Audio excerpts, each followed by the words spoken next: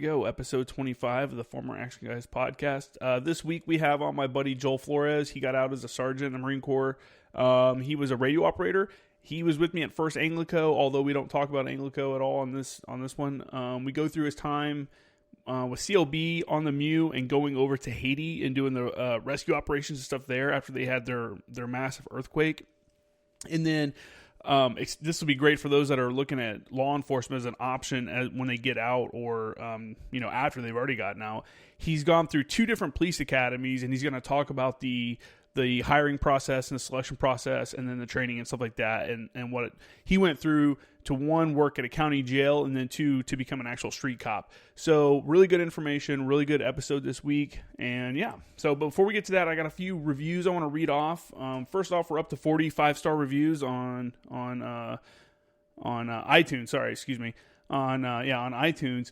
That's the only one that I know you can review and stuff. So I don't know if you're on Apple, please jump on there. You don't have to leave a written review, although I do appreciate it. But give me that 5-star review. You don't know how much it helps. It really does help because then it pushes me up in the rankings so that more people can see the shows and stuff like that. But on my Instagram page, J Kramer Graphics, I had a couple messages. So let's get into those. First one's from Kevin_MMCF.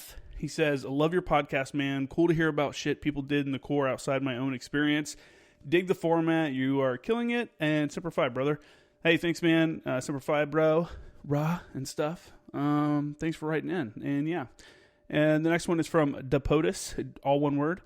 It says, first he asked me, we kind of had a little back and forth a little bit because he first asked me what equipment I'm using for my podcast. So for those that are interested in getting into podcasting or stuff like that, feel free to shoot me a message over at J Kramer Graphics on Instagram.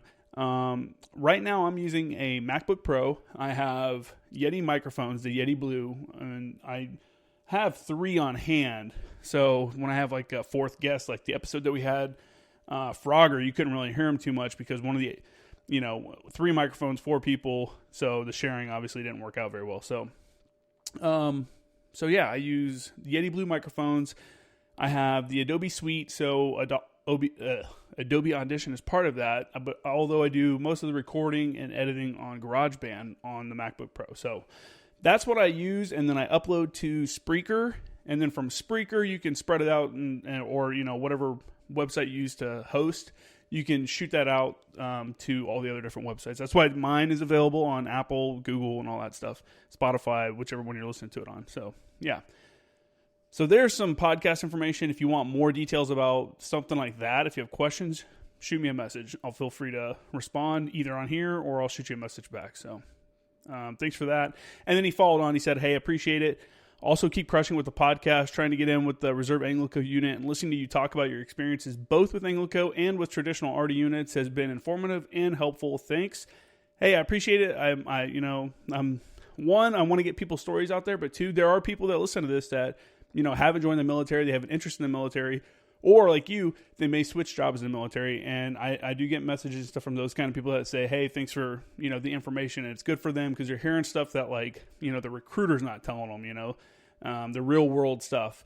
So, yeah, and the Reserve Anglico, for anyone that's getting out or, they're in the reserve or something like that, a Reserve Anglico is not a bad place to be. You can get a lot of cool opportunities. One's in West Palm Beach, Florida. The one's out here in Seal Beach in California. And then you have one up in, I think it's up in Washington now. They moved it around. It was outside of San Francisco in that area. But I think it's the whole unit's up in Washington. But I could be wrong about that. But 3 reserve units, you'll go get jump qualified. You'll go get to do a bunch of stuff. I mean, and they deploy too. They're deploying on a regular basis. So, and not Muse.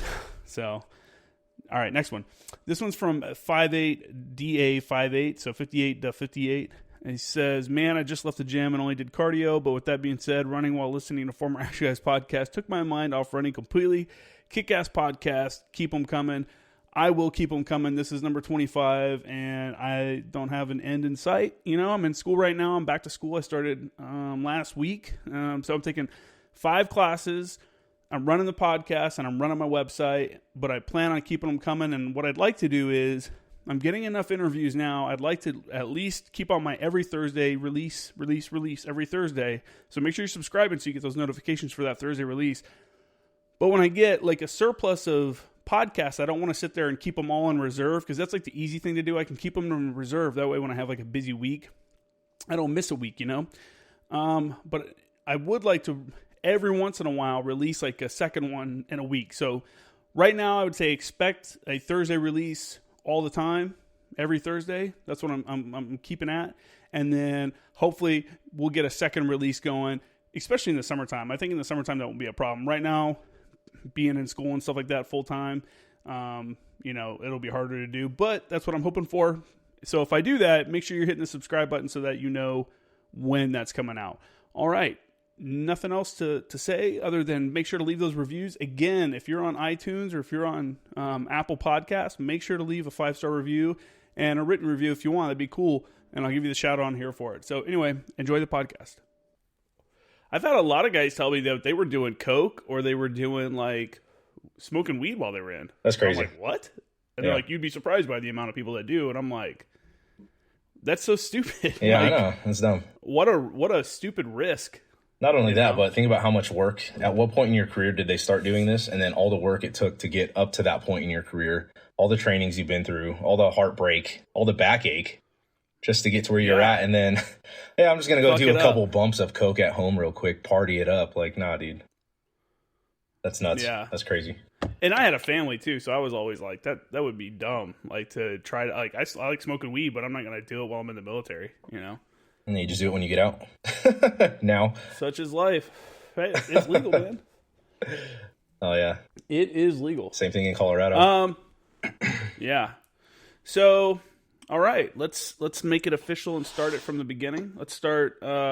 Joel Flores is on today. He was a radio operator in my section or on my team. He was my comm chief. We knew each other for how long did we work together? Probably about year and a half to 2 years? Yeah, about 2 years. I'll call it 2 years. Yeah, something like that. And then probably about a year and a half actually, because I did. There was about a 6-month gap there after you had left.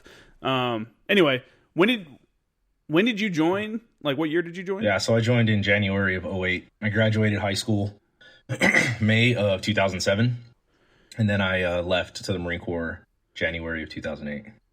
Did you have any like family that was in the military prior that kind of pushed you into the military, or what was your deciding factor where you're like, I'm going to join the Marine Corps, like this is it for me? And did you join right out of high school? Is that what you said? Yeah, so back in all the way up to when I was younger, or even before I was born, my dad was in the Army. He was an FO in the Army during the Cold War era. He did 5.5 years. He actually went to jump school, got hurt while in jump school, and that injury that he sustained while he was there led to 3 ankle surgeries, and then they ended up medically discharging him out of the Army. So he was pretty bummed about that. He got out, and then a couple years later had me. And then all growing up, so I used to be in this program called the Young Marines. I don't know if you ever heard of it. Yeah, I have. Yeah, so I used to be in the Young Marines when I was 10 to 12 years old. I was there. And participating in that pretty much put me on a track and a mindset, coupled with my dad and his influences of wanting to be in the military and specifically the Marine Corps because of the Young Marine program. For everybody who doesn't know what the Young Marine program is, it's basically a foundation, and it's a program that is ran by the Marine Corps League, and everybody who participates in it is either used to be active duty Marines or retired Marines or are associated with the Marine Corps League in some way or form, or they're family members of. A lot of the guys who participate in it on a weekly basis, a lot of them are reservists also right now. Okay. Yeah, so they're, they go to wherever their unit is on the weekends or their 1 week in a month and stuff. But yeah, that's pretty much what set me up for wanting to join the Marine Corps. Did you get to do anything cool while you're in the Young Marines? It was pretty much like Boy Scouts on steroids though. So, I mean, we get to shoot. They have like color guard. You have ranking up, like just like in the Marine Corps, you rank up. We did a lot of outdoor stuff. So, we actually got like a sort of SIF issue kind of stuff there. So we had the 3-bag system. The 3-bag, really? Yeah, that's what they gave us. They showed us how to set up like shelter halves, because I guess that was the thing then.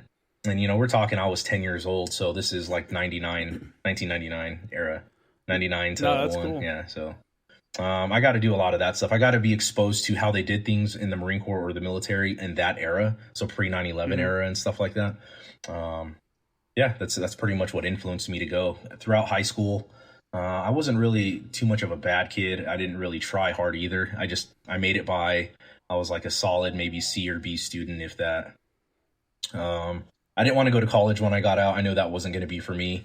And then when I was 17, so I think it was the summer before I started my senior year of high school, I went to the recruiter, went and talked to them. And the funny thing about that is my original contract, I was supposed to leave 2 weeks after I graduated from high school. I was going to be a drone operator, unmanned aerial vehicle, so UAV operator. That was going to be my original job. I didn't even know they had that job back then. Yeah. So that was supposed to be what I originally selected. I got like a 10 grand signing bonus. I got all this shit that was given to me. It was pretty cool. But growing up, I had really bad eyesight. I grew up wearing glasses and then eventually contacts. I had a pretty bad astigmatism in both eyes. And I decided when I turned 18, I wanted to get laser surgery on my eyes. I had to get a procedure called PRK done as opposed to LASIK. LASIK, they actually slice the cornea of your eye, peel it back, they do their laser work, and then they put it back over. So it's kind of like a bandage over your eye. There's not really too much healing time involved with it. Your recovery is pretty quick. With PRK, they don't do any of that. They go straight through your cornea into your eye and reshape whatever it is that they have to do. So it's a 6-month healing process because there's no chance of anything like the slice of the cornea reopening or anything like that. That was the only thing that the military approved of was PRK at the time. So I told, so graduation came up and I told my recruiter, hey, I'm not going to be leaving when you want me to. And he pretty much told me, what the fuck do you mean you're not leaving? He's like, well, I want to get laser surgery because I'm hearing and I'm talking to all these guys that just came back and they're telling me how much of a hard time they had with wearing glasses in boot camp. And I don't want to go through that. I'm blind. I'm completely blind without my glasses. I can't see anything. So if my shit breaks while I'm there or something happens, I'm fucked. And I don't want to put myself through that. I don't want that to be another added stress on top of whatever I'm going to have to do in the Marine Corps. Don't they wear like a nerd strap or something? Dude. So they give you the BCGs, the birth control glasses. They're called the brain strap. Brain strap? Yeah. At least they did then. They called it the brain strap, dude. Oh, man. So how pissed was your recruiter? When Dude, he was pissed. Like, hey, So my departure date came and went. I got called up by my recruiter, cussed out. I got called up by his gunny. I got lifed out. I got cussed out. They called me every name in the book. Oh, you fucking piece of shit. You're such a pussy. You're just scared. You're just fucking scared. Yeah, you're just fucking scared. You're a big piece of shit. Blah, blah, blah. Don't fucking ever step foot in any of our offices again. We don't fucking want you. And I told him, I was like, listen. This is just a 6-month delay. I do still want to go. I just don't. Me personally, I have this goal of wanting to correct my eyesight before I go. I don't want to go through the Marine Corps and its process blind as fuck. Like, why can't you respect that? And I kept getting told I was scared and this and that. I was like, all right, in 6 months I'll be back, whatever. So I got my eyesight done, my laser surgery, got cleared by the doctor. I came back that January and I ended up getting put in the radio operator, I guess you could say, quote unquote, bracket for the job selection. What I had to get enlisted in under was command and control / electrician option. So there's not like I don't think it was very much like a comm category to get a radio operator job. It was under command and control. Really? Every radio operator I talked to said they had that on their original contract was command and control. Okay. And I guess 0621 fall under that. And then again, this was back in 08, 07, so I don't know. So I got re-enlisted back into the DEP program again, all that shit. And the entire time when I was in my senior year, I was in the DEP program too. So that made it even more pissed off for them that I spent so much time getting ready to go and I ended up not going for that delay. Can't you spend only like a year on the DEP? I have no idea. Yeah. I wasn't that long anyways.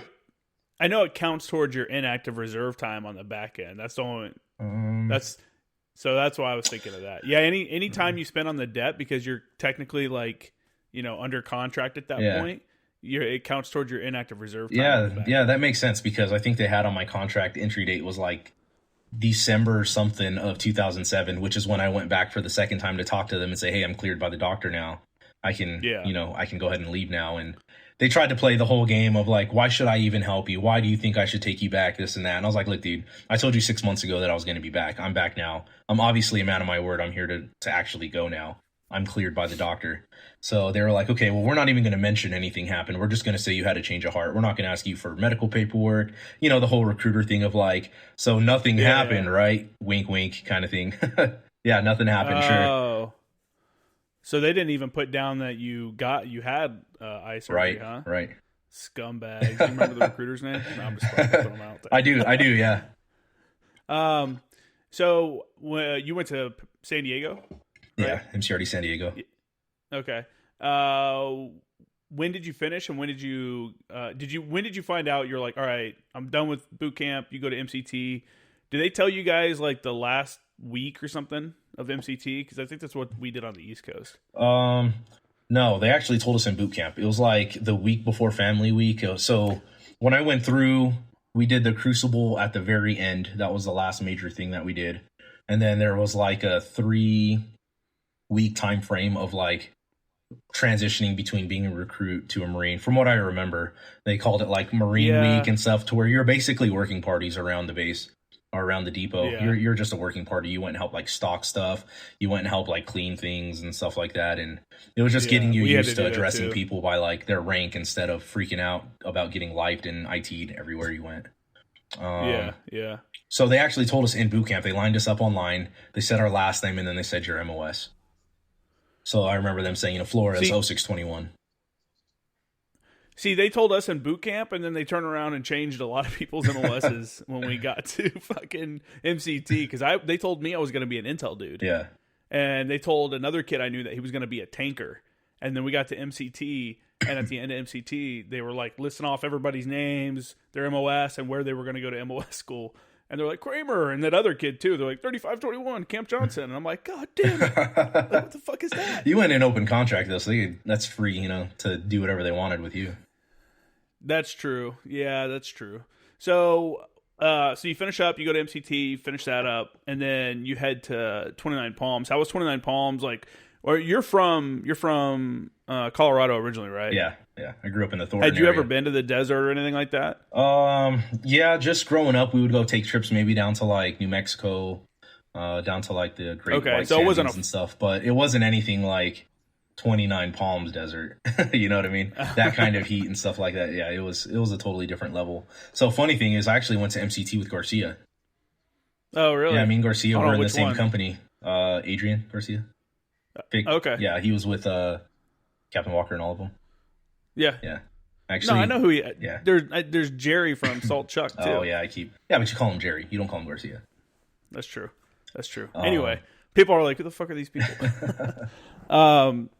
So 29 Palms, how was that for you? What was the expectation going there, and did like reality meet your expectation of like the training you received? Dude, there was no expectation. Like I had no idea, no freaking clue what to expect.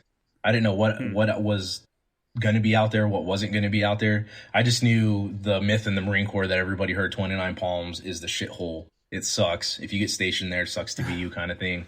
There's nothing out there. That's all I knew about it. They start that early. They start pounding that into your head early. Yeah. In boot camp, they were like, you're all going to go to fucking Iraq and die.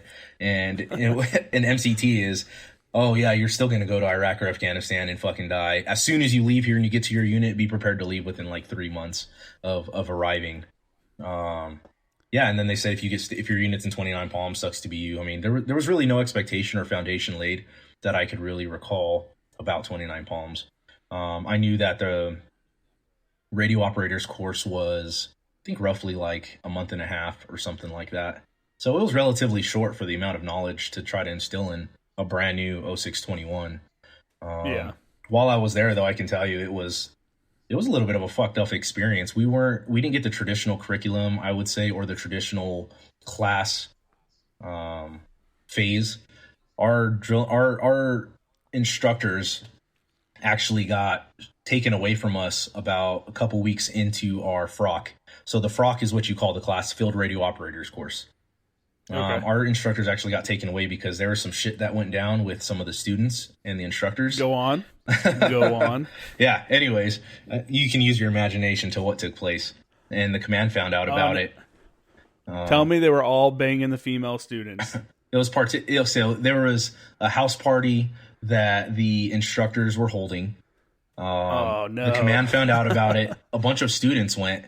One of the students that went ended up being 17. Oh my god! Yeah, and she was one of the ones that was involved with one of the instructors. So this whole thing blew up.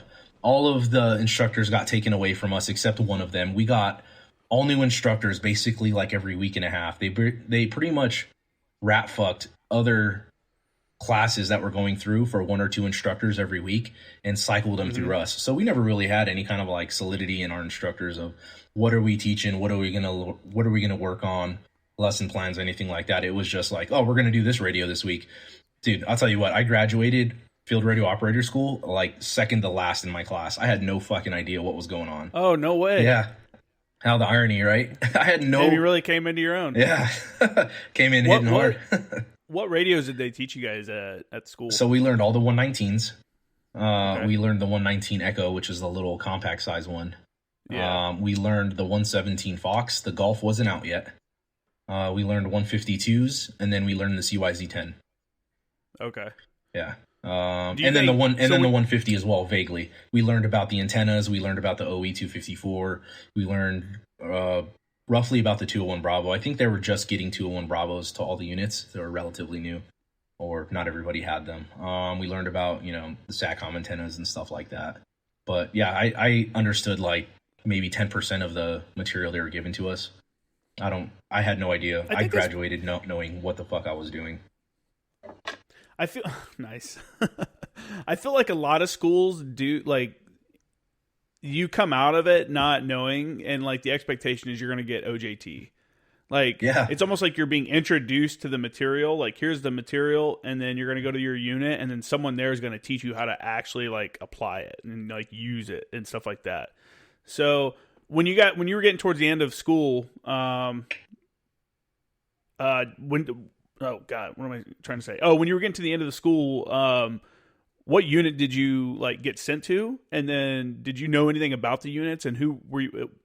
Did you have like an expectation? Were you trying to go one place or another? So at that time I was just trying to survive comm school. So I was trying not to just either get dropped or just fuck it up some way or somehow, of just trying to fake my way through it. Like, again, I knew nothing about the radios. So when they came to... What was the hardest part about comm school then? So it being pretty much the inconsistency in the instructors didn't let me really be able to ask questions more openly. Okay. So they would go over a material, and they would go over basic radio wave propagation, for instance. Okay, this is a wavelength. This is what it means. This is what megahertz means. This is how you read your frequencies. These are the frequency ranges of the radios, etc., etc. I had no fucking clue what any of that meant. And then they would just PowerPoint it to death. And then we went over it. We got the radios hands on, but okay, so they had this little projector at the front that they would take like the faceplate off of the 117, and we would go step by step with the instructor on how to program it. But I didn't know what the fuck I was programming. I didn't know where to derive the information that I was programming from. I didn't know what it meant to change any of the information that I was programming from. Okay, so like let's say my frequency is 115.64. What if I put 115.65? What does that actually mean? What does that do for me? Can I even talk on that? You know what I mean? I didn't know any of that shit. I didn't know what any of it meant. I just knew that this is a radio. When you get to your unit, your sergeants will probably tell you to carry it everywhere and show you how to apply it in situations that you needed to, just like you said. It was very rushed through and kind of like, let's just get this fucking class out of here because they're like the bane of our existence. That sucks, dude. Yeah. That's crazy. So the end of the class came, and they said, okay, write down on a list your 3 choices of where you wanted to go, of course, in the Marine Corps. Not units, but what locations. So I actually picked North Carolina because I had never been anywhere on the East Coast. I was like, I don't really want to go to California. I'm from Colorado. I've never been to California, but I want to go to North Carolina. So I think I picked North Carolina, and then I picked California, and then I picked Hawaii. Well, I got North Carolina. Not only in North Carolina, but I got Lejeune. I got 2nd MLG. And then from there, I don't think the unit was on there specifically. It just said 2 MLG. So I was trying to research, I mean, just from what they instill you in boot camp, what is an MLG? It's a Marine Logistics Group. It's part of the MAGTF. That was the extent that I knew about what exactly it was. I had no idea what it meant.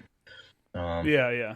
So when I got there, I checked in, and then MLG is just kind of like a holding pot of just a bunch of radio operators. I showed up with a bunch of other people, and all the units that belong to MLG come and just select their people or grab their people based on where they're going. So I got put to CLR 27 Comm Company.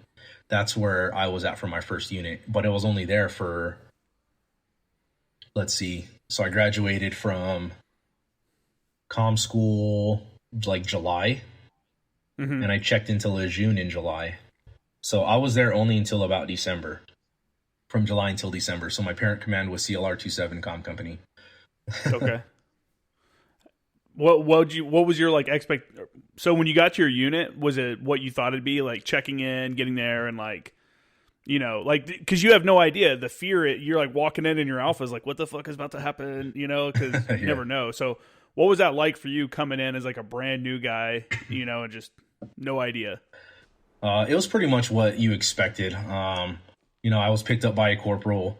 He told me, he looked me over in my alphas. He says, okay, we're going to go check in with the platoon sergeant.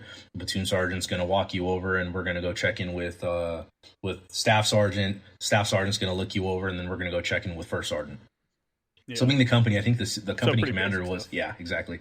There was a first sergeant and a captain was the CO. Okay. So hindsight, looking back, it was weird coming from Anglico and seeing the differences between how everything was at Anglico and how everything was in like support services comm company. It was like completely different, of not just the level of responsibility for all the billets, but the size of the population of Marines there. Oh, way different. Yeah. I mean, you guys, how many radio operators? You're just a company full of radio operators. So like, hundreds. Yeah. So in ours, it was comm company, CLR 27 comm company. We had one platoon of radio operators, and at the time there were MUX operators. 0622. Yeah. So they're 0621s and 0622. There was all of us in one platoon. Data had all one platoon. They had a whole wire platoon, and then they had a whole SATCOM section. I don't think there was a platoon of SATCOM operators. It was more so a section. So in a unit like that, that's a support unit, and you're not a maintenance unit, what's your like day-to-day like? What are you doing every day, on average? So from what I remember, being a brand new PFC right in the Marine Corps, I remember we'd get up for PT in the mornings. One of the sergeants from the platoon would come down, whichever one probably like didn't want to do it the most, that got told what to do. Yeah. It was weird. Like a lot of the sergeants that were there it was a very two extremes. There was the guys who gave a shit and like actually tried to like mentor younger Marines, who actually tried to teach people things. And then there was the other half that were like drunk all the time and like didn't fucking care about anything and just like were shitbags. It was fucking weird. Oh, really? There was no in between. Those were the only two extremes there. So we would get up in the morning, we'd go run or we'd go work out, and then we'd have to be at the shop by a certain time. And then from there, we usually started off with like a gear layout of some sort. There was so much equipment. Every day, yeah. We didn't do everything all at one time. It was like, okay, today we're laying out all the OE 254s. Okay, lay out all the OE 254s. So we laid it all out. We SL3'd everything. We did record jackets. We did a lot of maintenance on our own gear. Just PMs, the record jacket thing. Go ahead. Yeah, so when you say SL3, you're saying, you're checking the bags for the people that don't know what we're talking about. Checking the bags for all the extra stuff that comes with like a radio. Here's the cable. Here's this. Here's the different antennas. And then PM is the what is that? Preventative maintenance. Yeah. Doing the preventative maintenance. So every day you're just laying out a different type of radio. So you get really good at record jackets doing that. Were you disappointed or anything like was it?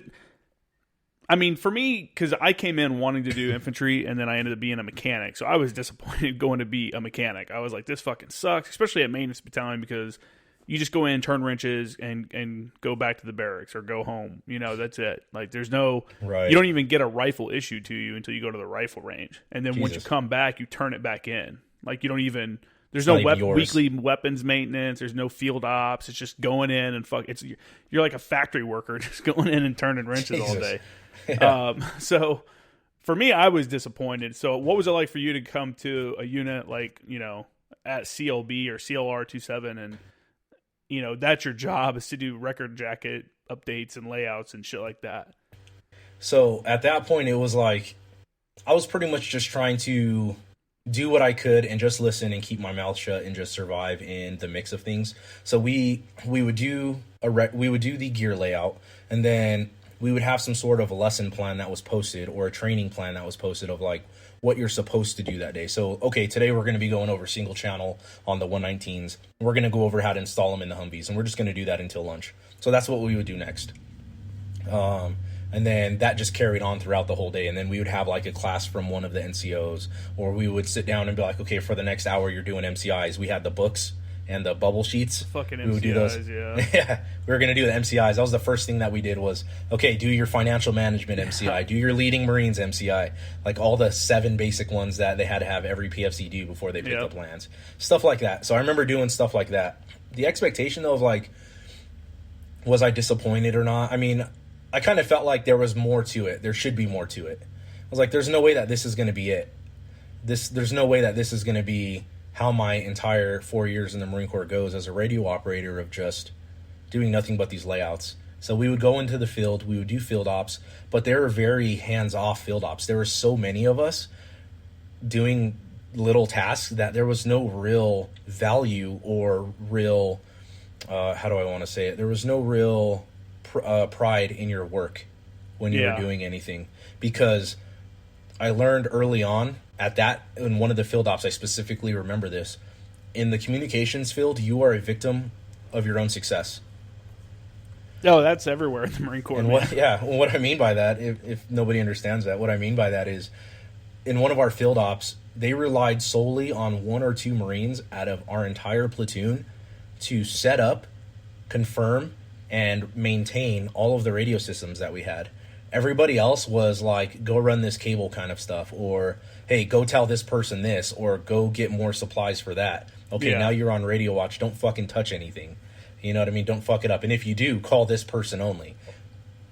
So I learned early on, if you're good at your job, you're gonna get pretty much blasted with all the responsibilities, instead of creating a unit that fosters growth in all the Marines and knowledge in all the Marines, so that way everybody's equally capable. It was not like that there. Well, what do you think? I mean, coming from that unit to some of the other, the other work that you've done, what do you think? What did you get from it? Like, what positive came from the training and the stuff that you did at CLB? Like, do you think it set a good base, like a good base of knowledge, because you were doing like, hey, let's program this radio. Hey, let's learn how to put it in the Humvee. Like, the few guys that gave a shit. And I know exactly what you're talking about. It was the same way at Maintenance Battalion. It's like, dudes are just miserable. Everyone's walking around doing as little as possible, except for a few dudes that are just trying to get the fucking work done. And it just sucks. But, I still learned some shit coming out of there. So what do you think you brought, like, I don't know, what did it bring to the table for you? So there was 2 main things that come to mind that it brought to the table for me and opened my eyes to. The first one being, that was the first time I was introduced to a sergeant looking out for a junior Marine and what that really looked like. And the second one was, you have to put in the extra effort your own self in order to succeed in your job. You can't just rely on what you're going to learn in the unit. So the latter one, I'll start with that one. I specifically remember there was one ship op, or one field op that I went on. They needed a single radio operator and 1 sergeant to go support the logistics officer school.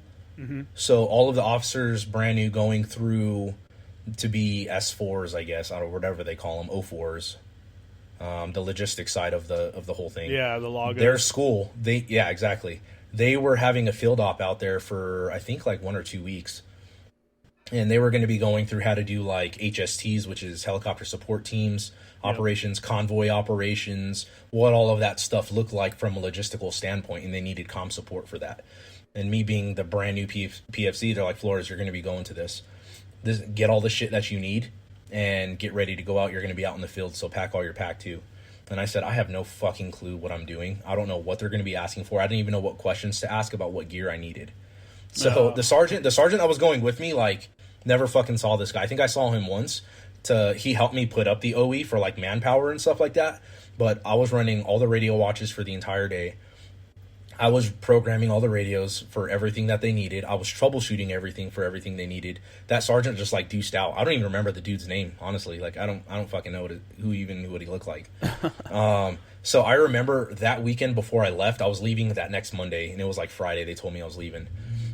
They pretty much helped me get all the gear ready, but I remember I got all of my books that I got from comm school, and I read them from cover to cover for each radio that I was going out to help support. And I was like, okay, I can't fuck this up. Like I'm going to be by myself, and I'm it. Like I can't just call somebody to come fucking help me. What is that going to look like? Yeah. So I remember I took every single manual, every single note that I had from comm school out there to the field with me, and I put it in my backpack, and I just took it out there, and they said, okay, these are the frequencies we need programmed in this radio. These are the frequencies we need programmed in this radio.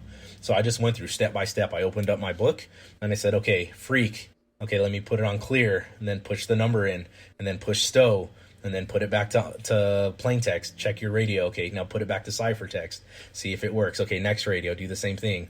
Of just step by step of reading cover to cover what I needed to do for these things. And I think so there was a couple prior enlisted officers that were there, some Mustangs.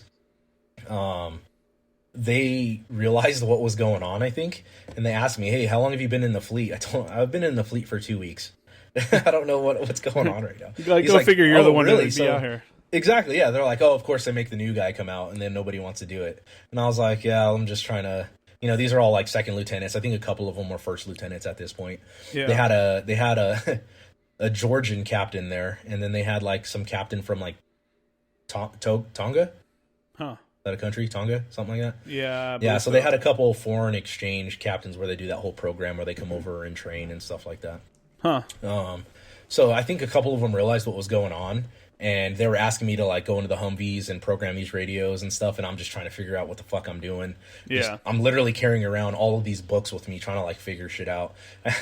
I actually ended up, as significant as it was, after that whole field op was over, they ended up writing me up for a letter of appreciation because of everything that I was doing for that, of just, barely being 2 weeks into the fleet and trying to figure everything out. And I know it's insignificant looking back on it for what a lot of other people have done, but I think they kind of recognize, like, I'm just trying to make it work and figure out what I'm doing, and just, the whole saying, message to Garcia, bro, just figure it out. Yeah. Pretty much what it was. No, that's cool, man. So that was the first thing that I took out of a unit like that, was you need to be able to self-sustain yourself. That's what that means, self-sustain. You need to be able to support yourself in knowledge and have resources available to you, because nobody else is going to be there when it comes to that kind of stuff. You're going to need to be able to rely on your own knowledge and then be able to find the answers in your own resources. Yeah, and that's especially true with like specialty jobs, like being a radio operator or being like a forward observer and stuff like that, because there's no one else there that's like, oh, I know how to do this. No one else went to school to be a radio operator. No one else went to school to be a JTAC or something like that. Like, you're the dude. And I would do the same thing. I would carry my JTAC pubs. Like, if I was doing a training exercise, I'd have like a multiple. Well, even in Afghanistan, I carried my J-Fire or my cargo pocket. But I had like I went to 29 Palms for some digital exercise. I don't remember what it was called. And I remember I carried like 5 different pubs and got back and forth with like 2 captains about a control I did. They were like, that's not allowed. And I'm like, what are you talking about? A guy was telling me I couldn't do a sensor handoff. Anyway, it was stupid. But having the pubs there and being able to like, look, man, here's how you're wrong. Here's the pub. Here's what's up. Right. And it's just, one, it's a good, having them there is a good way to always, you can always get the answer. And 2, it's like something you can constantly read when you're not doing something.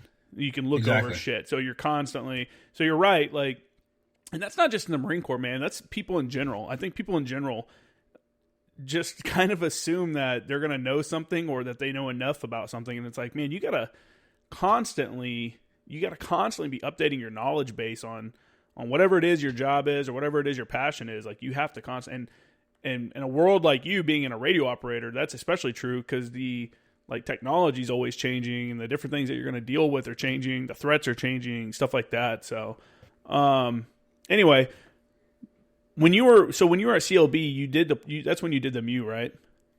Yeah, that was a little bit later on past when I left Comm Company. Okay. So, going back to your original question, the what did I get out of the unit at Comm Company? The second instance was I had this sergeant. His name was Sergeant Sharp. He was in the data platoon. Me and him went and supported some like seaborne training operation. It was they were testing out a new ship of how to resupply Marines at sea with gear. Mm-hmm. Not just, and this is resupplying the MEU itself. So the MEU comes with a bunch of shit on the ship already. If they needed replacement assets, there's a civilian type ship that goes out and carries a bunch of stuff. That's basically a floating resupply ship out in the sea at any given time. Yeah. And on any kind of notice, all kinds of gear will just show up off of this like a resupply ship. I can't remember what they call that. Do you remember? There's a whole fleet of them. Yeah, I only remember it was the USNS. And then I don't remember anything after that. This is the USS for the ships, and then the USNS. So I don't know whatever that stands for. That's all I remember from that. Okay. But I was on that ship op, and I was with this data sergeant, and we were talking about there was a meritorious board coming up. And he was saying, hey, yeah, there's a meritorious Lance Corporal board coming up. We're having a bunch of Marines go up. And we were just talking about all kinds of things. And I actually got to know him pretty well over 2 weeks of being at sea with him for the little time. It was just me and him. And I was just talking to him about, like, I'm naturally, at a certain weight. And I'm like, yeah, what do you do? He was a pretty in shape dude, And I was like, hey, what do you do for your workouts and stuff to stay pretty cut and trimming down and stuff? And I'm just trying to get advice from him. Yeah. I was barely, like, 18 years old. Trying to figure out what was going on and how to survive, and like, okay, you've actually had success in, all the Marine Corps stuff you needed to do. Can you give me some tips? So fast forward to this Lance Corporal board, I'm actually going to get put on it. And it was me and one of his Marines that were, like the final two Marines that they had to decide between. Yeah. So we came in, we did the whole, board questioning. We did all that stuff. That dude actually used what I told him against me in the board to get his guy selected. So I was asking him, I was like, yeah, I struggle keeping weight down in this area sometimes because I'm naturally like 180 pounds. Maximum weight for my height was 175. I always stay around 180. Yeah. I have to cut down 5 pounds every time weighing in comes around. So he actually told the board, he's like, he told me on a ship op we were on that he always struggles to make weight. He's not keeping the standard he's supposed to be doing, this and that. What? He actually used that against me. Yeah. Big piece of shit. And I was like trying to actually confide in him to get some advice from him. So one of my sergeants in my radio platoon actually came to bat for me, and they're like, no, look at him. If he told you that at one time or another, there's no way that he's ever weighed over, and he pretty much went to bat for me. I don't remember the whole conversation, but he went to bat for me. I ended up winning that meritorious Lance board. And that's cool though. Yeah, I ended up winning it because he went to bat for me. But that was the first, going back to your original question, that was the second thing that I realized coming out is how to actually go to bat for somebody like that. Not just kind of leave him out to dry and be like, hey man, make your own destiny kind of thing, Yeah, that and that was something I felt like I always tried to tell dudes, like, look, man, as long as you do what you're supposed to do, and it's like, come to work, do what you're supposed to do, be on time, like all that shit. Like, I'll go to bat for you, but if you're a piece of shit, like, what leg do you have? You're chopping my legs out from underneath me before I can even help you. And I don't think a lot of guys realize that if you just don't be an asshole, you get a little bit farther because you're not an asshole, and. Yeah, there's definitely dudes that they go to bat for you, and you do see that good leadership. There's plenty of examples of good leadership and a lot of examples of bad leadership. And I think for me personally, being at MLG and being at Maintenance Battalion, I got a lot of examples of bad leadership there that was able for me to see, like, this is what I don't want to be like. Other guys adapted it for some reason, like yelling at dudes for no reason. And I'll always maintain that MLG is like the worst for like fake motivation. It's like dudes are bigger dickheads just because they're not doing anything like other than being an asshole. They don't do anything else that's like being in the Marine Corps. They're just reliving boot camp every day. So NCO's yelling about stupid shit, And I think that's what it seemed like, that shaped me in the way my thinking as I moved along as well. So, good leadership, bad leadership. It is what it is. It's just you really hope guys will see the good leadership and the bad leadership and just discard the bad, but they don't. Some guys, like I said, some guys pick it up. But anyway, So once you finished there, and you found out you said you were moving on to a different platoon. Did you move there because you were deploying, or did you move there and then you found out you were going to be deploying? So we were told in comm company we were deploying to Iraq in 6 months when I got there. Yeah. So the entire time we were doing workups for the Iraq deployment. We went to the culture classes. We did what's the little it's the little workup. It's supposed to be like over a week long, and it does not. They do nothing but like security checkpoints and. You know what I'm talking about? It's part of the Iraq deployment. It's like a week and a half long or a week long. I know what you're talking about. Where they secure an area and they do like wargaming and stuff inside of it. Yeah. I know what you're talking about. We did that kind of stuff. It was over in Lejeune though. We did that. So getting ready to work up. Come December, it's not only holiday leave and Christmas leave, but it's also our pre-deployment leave. We're supposed to be leaving in January of 2009. Okay. Right before I check out on leave to go home for Christmas, I get told, "Hey, Flores, you're not going to Iraq with us anymore. You're actually going to be going to CLB 22, who supports the 22nd MU as their comm platoon." So I said, "Okay, who else is going with me? Is anybody else?" And they're like, "Nope, just you." I was like, "What the fuck, man? What did I do? Like, god damn, am I getting thrown around somewhere? Or what's going on?" They're like, "No, they just had one other guy get transferred out for some reason, or he left, and they need a replacement, and you're the newest one that was in, so you're going to be the first one to go out." That sucks, dude. So I said, "Okay, whatever. I guess this isn't pre-deployment leave anymore. This is just Christmas leave at this point." Yeah. So that when I came back off of... No, I'm sorry. I actually checked in. So I was about to check out on leave for that. They told me that, and they said, "You're checking in today. So hurry up. Let's check you out of comm company. Let's go roll you over to CLB 22, check in with them, and you're going to leave onto leave from there." So I found like all of this out within like 1 or 2 days that I was going to be doing that. It's like your entire destiny just changed. You know what I'm saying? Like everything you thought was happening in your life is just changing. Like, yeah. I'm so actually kind of fucked up. glad I didn't end up. I mean, hindsight again, I'm glad I didn't end up going with them to Iraq. All they did was sit on TQ for a year. So, yeah, well, yeah, TQ sucks. I've been there. Yeah, no thanks. I did mine. No thanks. So, go ahead. no, I was gonna say. So, what was it like then going to the other unit with like this? I mean, did you have like a chip on your shoulder? Like, man, I'm not supposed to be here. I'm supposed to be with these dudes. You know? No, honestly, no, I didn't. I was actually pretty positive about it. I tried to keep, like maybe it's going to be for the better. Let's just find out and see what happens. If I'm not going to go to Iraq, then it is what it is. I can't do anything about it. And I went there with kind of that kind of a mindset of, open-mindedness. I got there and it was a complete different experience from what I experienced at comm company. Okay. Everybody when I checked in there, it was a smaller platoon. So I went from a whole entire platoon of radio operators to a whole entire platoon of just communicators. So in our platoon, we had, platoon size like 30 something people in it. But all of us were radio operators. There was a couple mucks. There was data guys, wire guys, all in one platoon. So it wasn't any kind of segregation or anything like that. We were all in one. Were you guys doing a lot of cross training and stuff with each other then? We were. Yeah, we did. We did. Pretty much everybody in that platoon was a radio operator. Everybody always cross-trained on the radios because that was like the bread and butter of what we had to do when we went out. And then we did a little bit of data stuff. We did a little bit of wire stuff. Not too much though, but everybody participated in doing radio operating procedures and stuff like that. Checking in there, I was Lance Corporal by that time. I just got promoted to Lance Corporal. Everybody there was senior to me. They were all, I guess, quote unquote, senior Lance Corporals and corporals and stuff like that. They just got back from a MU, I think that previous year. So they were on their downtime getting ready to start workups for the next MU. So yeah, I just did, I started doing MU workups at that point. So I transitioned from doing all the Iraq workups, finished them, and then got told, hey, we're starting workups for the MU now. So I ended up having to do 2 cycles of workups. Which are even worse. Yeah. Like the MU workups definitely were, I mean, in my opinion at least. Yeah. So yeah, I was there for my first deployment with them.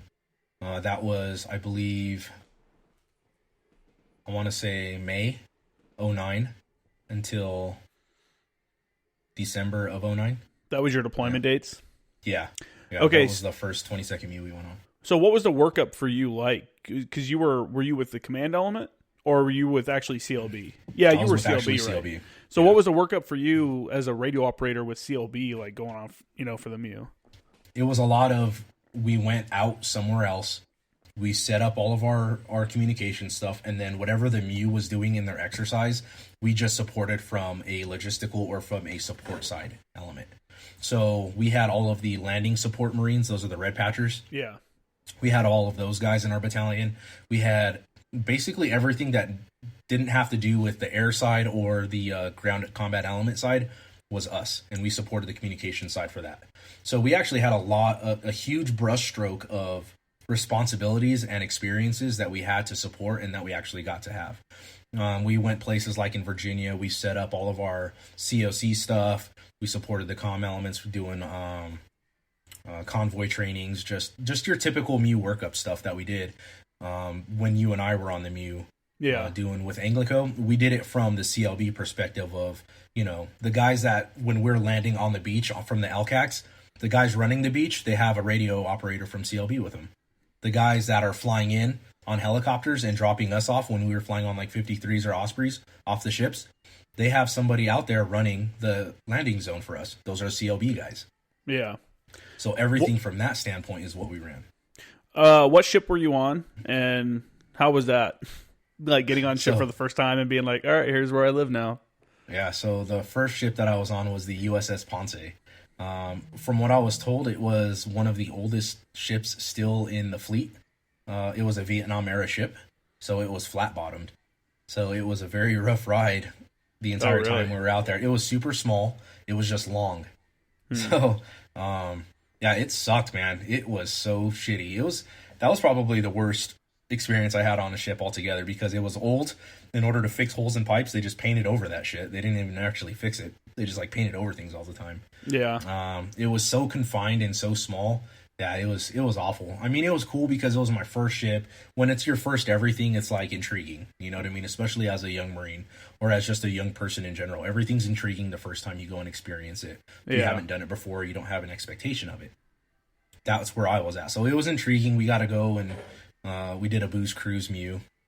We did the Mediterranean float and all that stuff. We didn't really do any world operations or anything like that. It was just a lot of training ops. It took us like 2 weeks to get across the Atlantic. We got into the Mediterranean area. We got to go to Greece a couple times. We went to Cyprus a couple times. We did some training with the Greek Marine or the Greek Army. We did some training with the Pak Marines. Myself and another sergeant went to Pakistan, did some stuff over there. What was it like seeing a foreign military that's like their professional military, and you going to train with them and seeing their capabilities compared to what your own are? Because I think a lot of times we're super hard on ourselves. We're like, we suck at this. But then you go and you see somebody from a different nation, and you're like, you know what? We're not that bad, actually. Yeah, that's exactly how it was. It was pretty disappointing seeing what they ran with and their capabilities and stuff. They're pretty, I don't know, not all of them. I'm sure they all have their own sects of like badass, badassery and stuff like that, their own little detachments and stuff. But the GP militaries that we worked with, man, they sucked. They were really? awful. Even like they're even like in Greece and stuff like that. Oh yeah, they weren't. It wasn't anything impressive, to say the least. Do you think they sucked, or do you think they were just ignorant because they didn't have the technology? That's a big part of it as well. We were technologically more advanced than a lot of the other countries that we worked with on the general purpose side of it. Yeah. Maybe they have some sort of weapon that we are partnered with them to use, and they use something of ours at some level or some point. I don't know. But on the boots on the ground, general purpose, like just Marine on the ground working with our counterpart over here, we were definitely more technologically advanced than them, as well as just had it together more. The standard there for ourselves was there, and it was apparent compared to what they did. Okay. Yeah, I think you run into that. That's definitely something you see in different nations for sure. Did you get to hit Liberty ports in these places too? Were you in Greece for Liberty as well? Oh, yeah. We went to Thessaloniki, Greece. We went to Santorini, Greece. Greece is awesome. For people, if they don't know what that is, look it up. It's the calendars that you always see on like the Mediterranean calendars of the blue domes and the white buildings on the cliff side. White buildings on the cliff side. Yeah, that's Santorini. It's freaking awesome, man. See, I always heard, these are the stories I heard when I was out on the East Coast, when I was at Maintenance Battalion, and I'm like, man, a Mew sounds cool. Like, I would totally do that. And then when I got out to California, like when I first heard I was going on the Mew, I was bummed. I was like, fuck, man, I haven't even been home a year yet, because I just got back from Afghanistan. So I was bummed about that. But at the same time, I was like, well, at least it'll be a Mew. It could be cool. It'll be a booze cruise. I hear these dudes talk about Greece and Spain and Italy and freaking like going to Israel and like all this cool stuff. And I'm like, that'll be cool. And we didn't do that. So as you remember, that's what we did though. So I already got to experience that up to the point to where when we actually got to deploy together. So okay. It was actually disappointing, our deployment. What was your favorite port for that all first my Mews or no, that first Mew? Oh, Santorini, Greece, hands down. Santorini, Greece was awesome. Yeah, for sure. Nice. So what's the hot spot there for anybody that might be going on the Mew out that way? Just anywhere, man. The whole area. It's okay. So you walk everywhere. There's not really anywhere to drive, or it's not. There's compact cars everywhere. The roadways are really small. Yeah. Everybody either rides a bike or a moped of some sort, or just walks everywhere. So, hotspots themselves. I mean, I can't remember anywhere in particular, nor could I probably pronounce it. That's probably true. Yeah. It's pretty cool, man. Like the whole area. There's no bad spot. There's no bad restaurant there. I remember all the restaurants always gave you like some sort of like vinaigrette and wine and bread, like everywhere. Yeah. And then they had lamb. They had really good like lamb dishes there. They had really good like pork dishes or just other things that you would want, little beef stuff. It was really good. Yeah, I need to get over that way, man. I haven't really spent too much time in Europe. That's something I'd really like to do. That's kind of why I was bummed I didn't get to do anything. Like, I mean, we got to do some cool spots on our Mew and stuff too, but yeah, Europe sounds way cooler. Did you go? So what all countries did you hit? Do you remember? Oh yeah, let me try to remember. So we hit Greece multiple times. We hit Cyprus. We hit Jordan. We hit Kuwait. We hit. I know there's a bunch of other countries that I'm missing right now, and I just can't think of them at the top of my mind. We hit Corfu, which I think is like some sort of territory of France somehow. Okay. I'm not sure.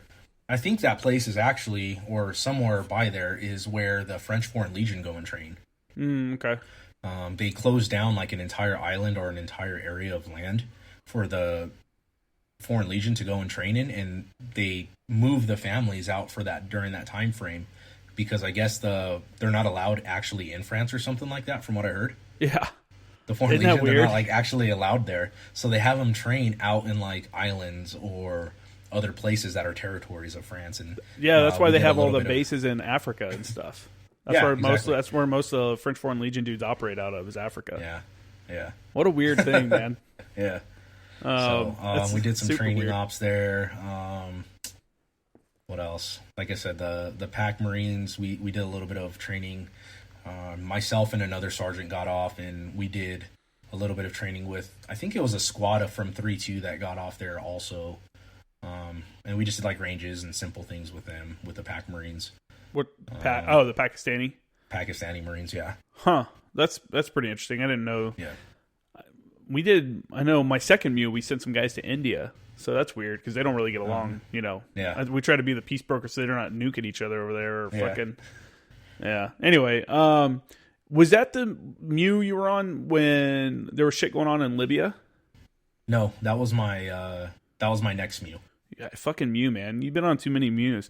So coming back from the first Mew, then what was it like to come back and be like, all right, I did a deployment? What were you, like a corporal or a sergeant at this point? Probably a corporal. Yeah, right? so I was a corporal. Yeah, so I got promoted to corporal by then.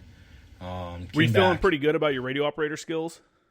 Yeah, so the entire workup and just all of the NCOs and staff NCOs that I met at that time were phenomenal radio operators, and they were not only were they good radio operators, but they were good teachers. Yeah. So I've learned one thing is you can know all kinds of shit in your head, and you can be a really experienced person, but the way that you teach and the way that you can portray that information to another person to make them understand what you're trying to get across to them is what makes you really good at your job. And that's what they showed me.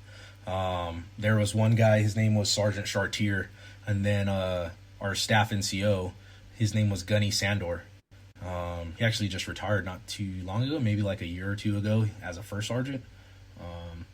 But yeah, them two specifically were so good at their jobs, and the way that they just taught me, and we did repetitions and repetitions of programming. Again, just to reiterate how it was a 180-degree difference between what we did at Com Company and what we did at CLB. Yeah. We were constantly on there every day on the radios. Yeah, we did a gear layout here and there, but we were just constantly programming. We were constantly finding new ways to do things, better ways to do things. He would always tell me, hey, I remember one time we set up a little antenna farm and like just a bunch of different antennas and radios and stuff. And he came over and he actually chewed my ass and he says, this looks like complete ass. You need to fix all this stuff. He's like, you never know who's going to come through here. You need to be proud of your work and your work ethic. Yeah. Even if it's just coiling the cables, even if it's just making sure all your shit is aligned and ready to go, you're prepped, ready to go.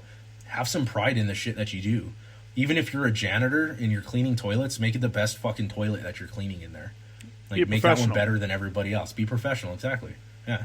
So he instilled that in us very hard, and the penalty for not performing well was very hard also. Yeah. Our comm chief there was a master sergeant. His name was Master Sergeant Ventresca. This dude was a fucking marathon runner. And it was crazy because he used to be, from what he told us when he was younger, he was really obese. He was a really, really fat kid.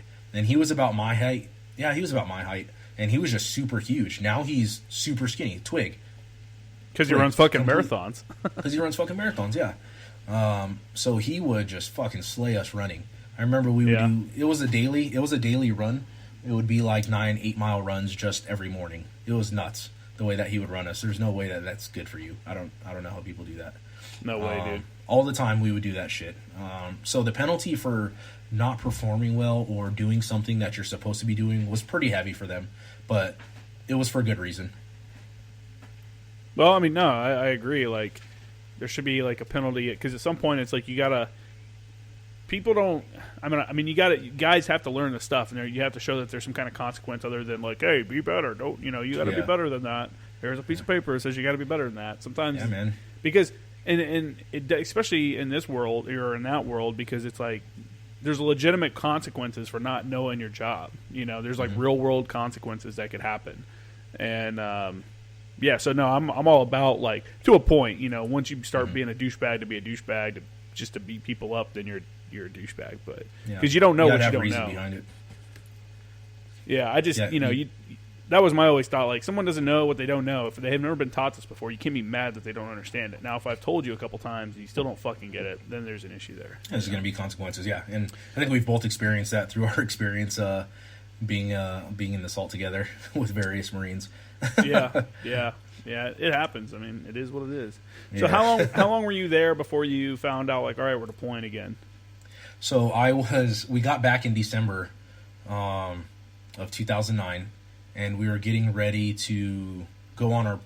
So when you get back after the first 30 days, when you come back home from the MU, you're the Global Readiness Force, or the GRF, I believe they call it. Yeah. So for the first 30 days, and even maybe longer if they extend you, if something happens in the world during that time frame, you're still You're still in the game to go back out, get your shit, and go. Yeah. The next MU that was replacing us is over.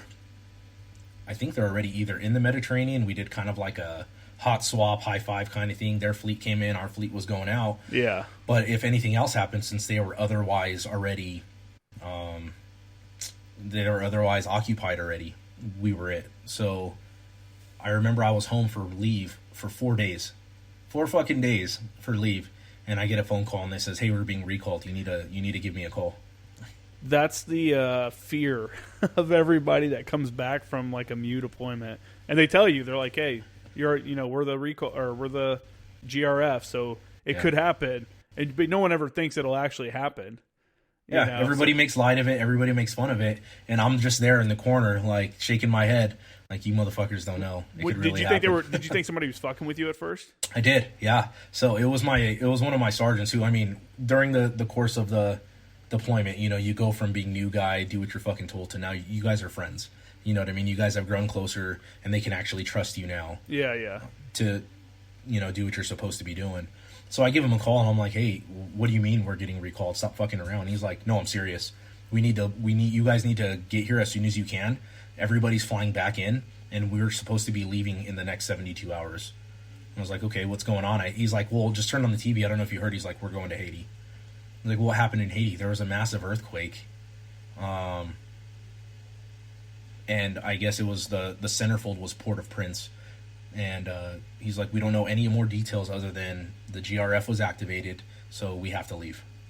So I got of course you don't get reimbursed for changing your ticket and stuff like that. I never got reimbursed for any of that stuff. So I had to call the airliner. I flew out the next day from Denver. I got back to North Carolina. I think I flew into Jacksonville. I showed up and they gave us the briefing. Hey, there was a major earthquake. Pretty much everything in the center area of where the earthquake struck is destroyed. They need humanitarian assistance. We're not the only ones going, but we are the Marine Expeditionary Unit that is going to be responding to that. So I don't remember what day of the week it was, but I know it was within 48 to 72 hours. We were out the door, back onto the ship. Now, when you did that, so when that happened, I had just gotten back from Iraq in the fall, and I actually had a couple buddies that volunteered to go on that, I guess, because when you guys came back, people were executing orders and people were doing other stuff, right? Like, there was a shift in personnel, so you guys had additional people attached to you than what you had before. Is that correct? Or from our platoon standpoint, yes. So we had a little bit of changing out. Everybody that I just got back from deployment with was pretty much not scheduled to be leaving. Oh, okay. Or move orders or anything like that, or EAS for a few months already. So everybody was pretty much still in place. One person that we did have a changeover with was our OIC, our commo. Okay. Our commo checked in the day everybody flew back in, and he left with us the next 2 days out to Haiti. So imagine being the lieutenant who checks into his first platoon from comm officer school or whatever, and he says, "Oh, hey, nice to meet you, sir. By the way, we're leaving in 2 days. We're going out to Haiti to provide humanitarian assistance." And you probably think you're like, "Hey, I'm going on the MEU during the down cycle, so it's gonna be super chill. Like, I'm not gonna have to do much." And then, boom! Hey, we're deploying. Right. Yeah. So he said, I remember talking to him about it later on, and he said it was a little bit shocking getting thrown into it. He's like, but I mean, everybody knows that that's the chance that could happen with really any unit. How shitty was the morale on the ship during the float down to Haiti?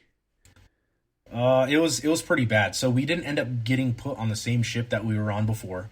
So the Ponce didn't end up going with us. I don't remember the name of the ship that we went on going down there.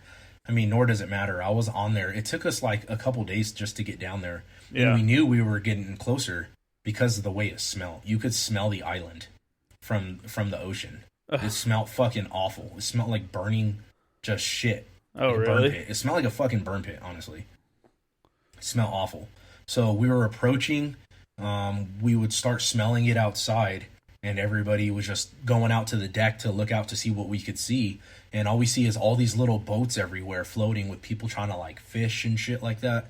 And then we just see the island in the distance. And, if you know anything about the geographical onset of it, it's half of it is Haiti. The other half is the Dominican Republic. Yeah. So we didn't really know any details as far as us on the bottom level of where we were docking at, where we were going to be pulling into port, how we were going to be unloading, where we were going. We didn't know any of that yet until later on. All we knew was we were going to be getting off. We're going to be convoying to a certain area that was predetermined. Mm-hmm. We were going to be setting up our base there, and then we were going to be conducting humanitarian aid operations out of there.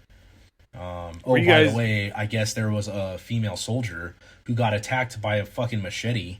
Some guy wielding a machete there. So now they're passing out rounds for us to be Condition 3 the whole time we're there. Oh, fuck, man. Yeah. Was this like the first real thing you guys did on, did you guys do anything like that on the deployment? Was there any real world stuff that happened on your deployment prior to this? Or was this like... I lost you. I was saying, was this the first real thing you guys had done? Sorry, that fucked me all up. Did you guys do anything, have any real world missions on the MEU on like your first part of the deployment before this, or was this like the first, like, oh shit, we actually have to like go exercise the stuff that we've been training to do? This was the first time that we actually got to put everything we've been training to do to actual implementation outside of a training situation. This was, hey, everything you've been training to do as a CLB, this is humanitarian assistance. This is the CLB's kind of one of their mission sets that they are trained specifically to handle. Yeah. Just like mass casualties and stuff like that. We have the trauma center in the CLB, the trauma platoons attached to us and stuff. This is one of them that it's, hey, the CLB's expected to take the lead on this and run with it. And that's what we did. So what was it like when you guys got all set up and you were actually in Haiti? Were you surprised by like the conditions there, or what were the conditions? So the conditions were really chaotic. I didn't expect that many people to. I guess I didn't know what to expect. I just knew that it was going to be a really impoverished area. It was going to be slammed with people. We got a brief cultural briefing. You know how they try to like brief you about the country and the areas and stuff. They were talking to us about how there's millions of people on this island. It's overpopulated for the geographical size it is. It's full of tent cities. It's full of sheet metal house cities. They look like slums pretty much, and that's exactly what I saw when I got off. There was people walking everywhere, balancing things on their head and just walking. And you see guys with 2 motorcycles, like trying to pull like a mattress or some shit like that.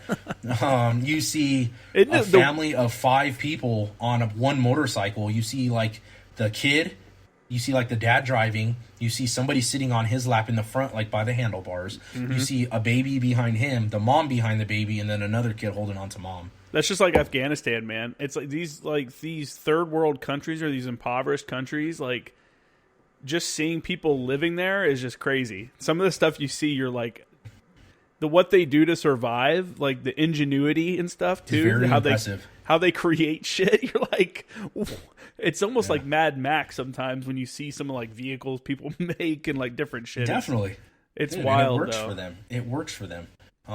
It wasn't. How do I say it? It was really sad and it was pretty heartbreaking seeing the conditions that they live in. But at the same time, they don't know any different. So not only do they've gone without for their whole lives, but they don't know that they've gone without. You know what I mean? This is just normal life to them. Yeah, what they know about like anything else. Yeah, I know what you're saying. It is weird, man. It's so weird. More people in the U.S. need to go to an impoverished area. Not to like gawk at someone, but like volunteer or do something and see like actual poverty. It makes you really appreciate the U.S. You know, and the people that we say are like the poor people in the U.S. would be living high on the hog. You know, in some of these other countries, it's just it gives you an appreciation for sure. Definitely. So, was there damage in the area that you were in? Was there earth? Yeah, was there like? So what was like the earthquake damage? I mean, because I assume their structures aren't as soundly built as ours. Yeah, definitely not. So when we pulled up, I remember we got off the ship, we convoyed out, and just looking as soon as we got off onto the roads, the buildings looked exactly like they did on the news. Everything was fallen, everything was collapsed. You see families rummaging through all kinds of shit, trying to, I would assume, trying to just get their belongings, trying to find people. It was complete chaos. There was just people running around everywhere. There were so many people just... it just looked really damaged. You would expect anything of a earthquake that size to knock down something like that's what it looked like. There was tent city, so it was like we went through different areas. So there was a lot of rubble everywhere. And then we went through a lot of tent cities. So there was just, every person wants to feel good about themselves. Every country wants to feel good about themselves. So they'll go to a country like this and they'll hand out tents and print a giant ass logo of their foundation on it and hand them out to people. So that way when cameras come around and stuff like that, all they do is it says, oh, this foundation has provided, 200 tents to people of Haiti or something like that. So you have all these mixes of different types of tents just set up everywhere. You also have a bunch of sheet metal houses. So literally, like, I guess you could say some in Afghanistan. Well, like we saw in Djibouti and stuff. Exactly. Yeah. Just sheet metal houses that are put up like that, but it looks like they're layered on the hills, sort of like you would see like maybe in like a Latin American country or something like that. Yeah, I know what you're talking about. Exactly, they look like that. Those are everywhere more so than anything else. Tent cities and those sheet metal communities are everywhere. So just driving through there, it was just tons of people. They would all come up to the side of the trucks. They would all come up and try to ask for things. There was tons of kids everywhere. Tons of kids. It's hard for people to understand that haven't seen real poverty and really like impoverished people that are just, starving to death or don't have fresh water. It's hard for people to, they're like, well, why don't you just throw a bottle of water to them? Why don't you give them this? And it's like, dude, you don't understand that. That has to be a like legitimate, like operation, because you'll get quickly overwhelmed, because once you start giving stuff out, everybody's like, oh, they've got stuff I need. Like, I'm also starving. Where's, did you guys run into anything like that where like security was kind of an issue because of, crowds or, you know what I'm saying? Yeah, absolutely. All the time. And that's actually one of the main missions that we did, was distribution of food and water and medical aid. So we worked out of it was like a school type area it was gated off. And they specifically chose this part because it backed up to the ocean and it was gated off towards the city. So it was relatively secure. We still had fire watch every night. So, us as radio operators, we did stand fire watch, but less sparingly than everybody else. We didn't do it as much as the rest of the battalion did because we had radio watch. Mm-hmm. So we had our own watches as radio operators that we would switch off every, how many hours. But then also we would pull perimeter security as well to make sure nobody was trying to sneak over the fences or the walls or anything like that. We got told before we got off that the gang activity in the area was actually pretty high, and they were actually very organized. So they did a couple different things. They would just all come and cause chaos somewhere, mm-hmm. and just pretty much get stupid like you would think they would, and just, to your own imagination. But also they would get the town riled up. They would get the people riled up. And then that would just spread and cause a bunch of chaos also. But coming out of here, so what we would do is we would pick a spot, and there would be a couple radio operators. We took MPs with us. We took supply people with us. We took all kinds of gun trucks with us just for security purposes. We found a certain area, and we would set up C-wire in a serpentine. And then we would control the movement of the people also with our Humvees. So it was a one-way entrance and a one-way exit. They came in through one way. They made the serpentine on foot. We wouldn't let them drive, or we wouldn't let them ride anything like that. They received their aid that we were handing out that day, and then they left out the other way.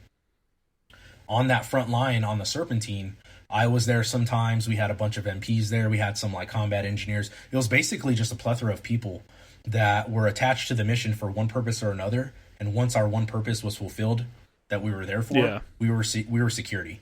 So we would all stand on line. We were basically in riot formation. We were all on line. We had the handle of each other's flags on there, and we were there just to hold the line and push people back if we needed to, or we had batons if we needed them, all kinds of stuff like that. And the crowd was very, very heavy. So we would try to funnel them through. And the only way that I can think about it, how to properly portray it visually, is in the movie 300, how they funnel everybody in through the hot gates and they hold the line right there. So that way, no matter the number coming at them, only a certain amount can fit through there at one point. It's essentially the same thing. We just funneled people in, regardless of how many people showed up for our aid. Only a certain amount can get in at that one time, and that's where we made our line at to make sure we weren't overrun or anything like that. So what was it like when you were coming to the end? You're like, all right, we're going to be tearing down in like 30 minutes, cut off the line here. Like, what was it like for the people beyond that were like, what the fuck? Because I'm sure they weren't very happy, especially being the first dude that gets cut off. Yeah, so there was times when it was first come, first serve that we handed out supplies. There was also times when we went to places that were supposed to hand out tickets to the residents of that certain area that we were servicing. Mm-hmm. So you would have like these little ticket things that we would give the governor, or higher ups would give the governor or the mayor of the area, and they were supposed to hand it out to the families, and it was good for like a case of rations or something like that. Well, they were fucking selling them off to people. Fucking mob took over. Yep. They were selling them off to people how they were supposed to. Not only that, people at the back end were getting jumped, were getting beat up, physically assaulted for their rations on the back end after they exited. Yeah. And we weren't able to do anything because that's not what we were there for. We were there to hand out supplies. We weren't there to police the area. You know what I mean? So when they just walked out with a case of like MREs on their head, and some dudes would come up and just like fucking punch them in the face and then take off with them, I mean, there's not much we can do there. And that was the most frustrating part of it for me, was seeing people take advantage of other people, even though they're all in the same circumstances. Like the worst circumstances too. Yep, exactly. So wrapping up at the end of one of those, we usually had with us the Boy Scouts, a Boy Scout type of organization that was in Haiti. And they speak Creole in Haiti, which is a mixture of, I think it's like Spanish and Oh, No, I'm trying it's to remember. Creole's like French. It's French and something, I thought. Yeah, French. That's what it is. So that's what they spoke there. So we had every Haitian Marine or every Marine that spoke Creole with us there also. So they would be translating out to the people and the masses over either loudspeakers or just through word of mouth. Hey, this is it. We're done. Everybody needs to leave. And then that's when shit would sometimes, people would start getting angry. And I remember, I've seen the best and the worst of people in those situations there. I saw the best because I saw them all the way from the back. They crowd surfed an old grandma from the back all the way to they carried her above their heads, and they crowd surfed her all the way to the front just so she can get her food and go out the back. That was awesome. It was amazing. She got punched in the face on the way out. And then she got punched on the face on the way back, dude. Totally. Yeah. And then I also saw the worst because there was sea wire in the front of our serpentine. Mm-hmm. And all of the men and all these families it would just condense and condense and condense from the back to the front to where the people in the front, they couldn't push back because everybody behind them was pushing. The barbed wire. They were pressing kids, they were pressing women and children, all against the barbed wire. And all these kids were getting cut up and stuff like that because you have these grown ass men trying to just like push their way through and push through the sea wire, and then they have us there on the line. We're trying to like push them back, and there was a certain, what country was it? They were a part of the UN. They had the stupid fucking baby blue helmets with UN printed on them. The UN guys. I think they were from Sri Lanka.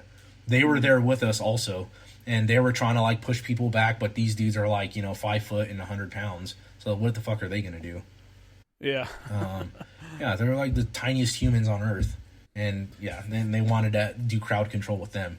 But so we've seen both ways. I mean, we would try to leave very quickly. We'd pack up all the sea wire, the engineers would, and we'd throw it on the Humvees, and we would try to hurry up and just jet out. Did your perspective of the Marine Corps change after doing like a humanitarian mission? Like what your role could be, not, like what you could be called upon to do? Because most people, when you join the Marine Corps, you're not thinking like, well, I'm going to go over to Haiti and, hand out rice and water and stuff. Like you're thinking, I'm going to go to Afghanistan and get in a fight. So because you went and did this like humanitarian mission, did it change your perspective at all? It changed my perspective in the sense that me as a radio operator, my skill is applicable in many different forms and in many different situations. Mm-hmm. So while we were there, we were running landing zones for helicopters to bring water and food in.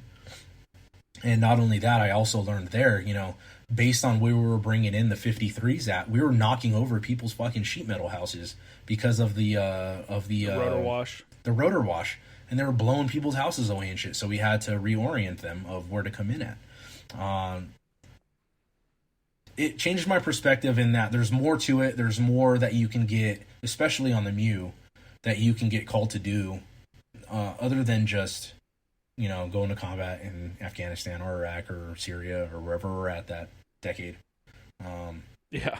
And just, you have to be able to be well-rounded and be multicultural in the sense that you have to be accepting of wanting to do that stuff. Yeah. You have to be willing to go out and do that stuff and realize not everybody's there to just want to fight and, you shoot them in the face and shit. It's not all about that all the time. You get to see a pretty good side of humanity. You get to see a really bad side of humanity depending on where you go. Yeah. Did it leave a bad taste in your mouth for like human wise, like seeing some of the bad shit that happened like over in Haiti and stuff like that? Were you just like, man, what the fuck? It did. And then it left a bad taste in my mouth because of how we act here and how I saw Americans acting. Over there, like I said, they don't know any different. That's all that they know. That's how they know how to survive. It's worked for them for however old they are.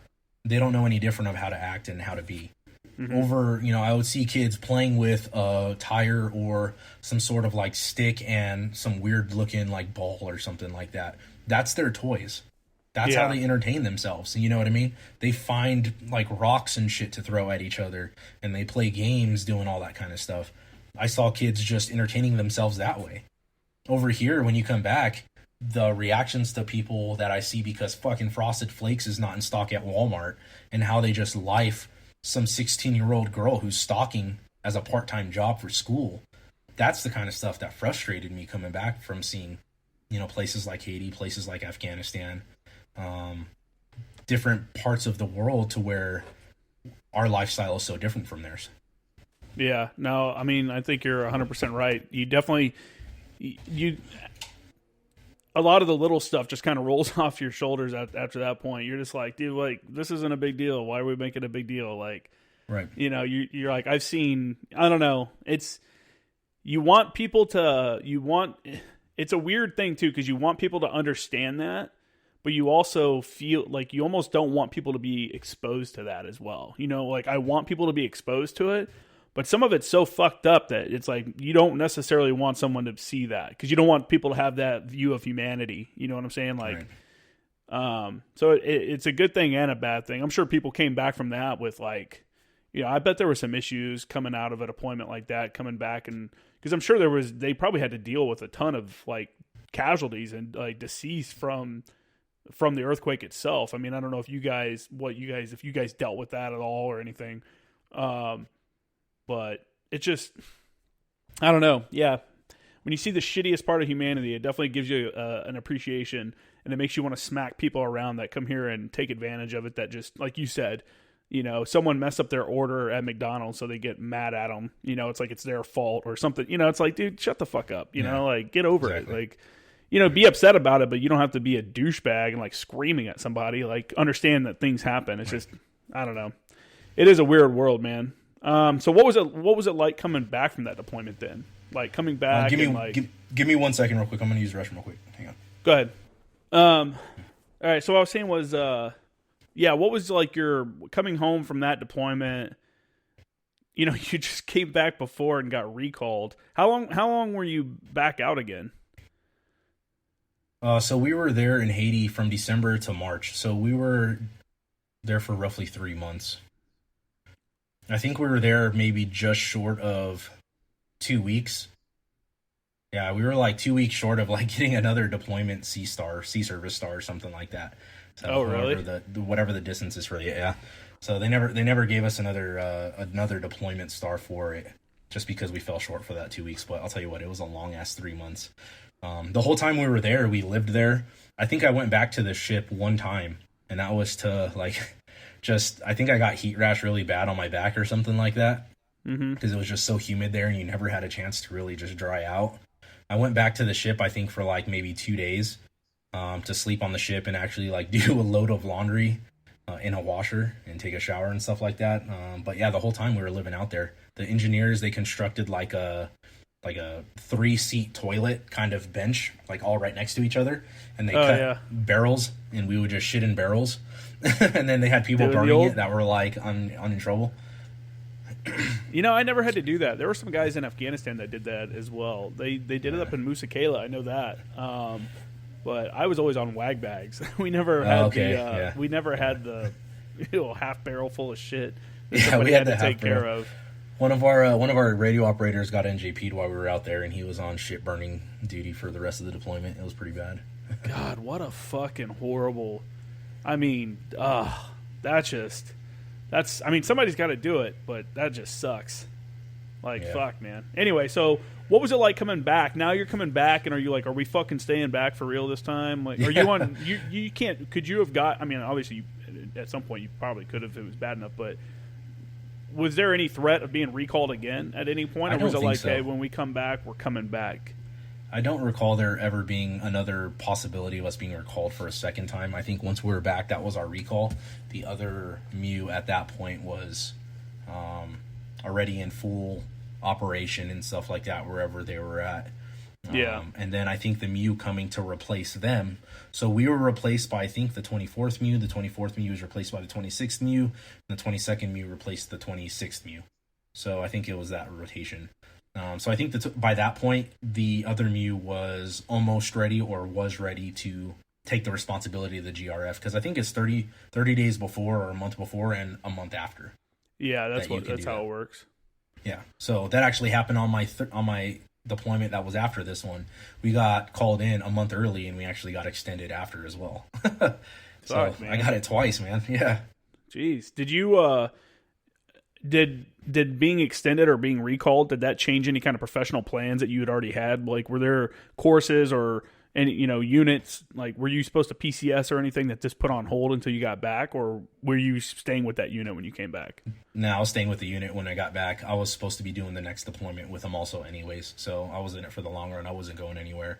When we finally did get back from Haiti, though, I want to say a good portion of our platoon either EAS'd or PCS'd and went and did other things. So we lost basically everybody who was a Lance Corporal there with me when I showed up. We were all corporals now, and we had a boot drop coming in.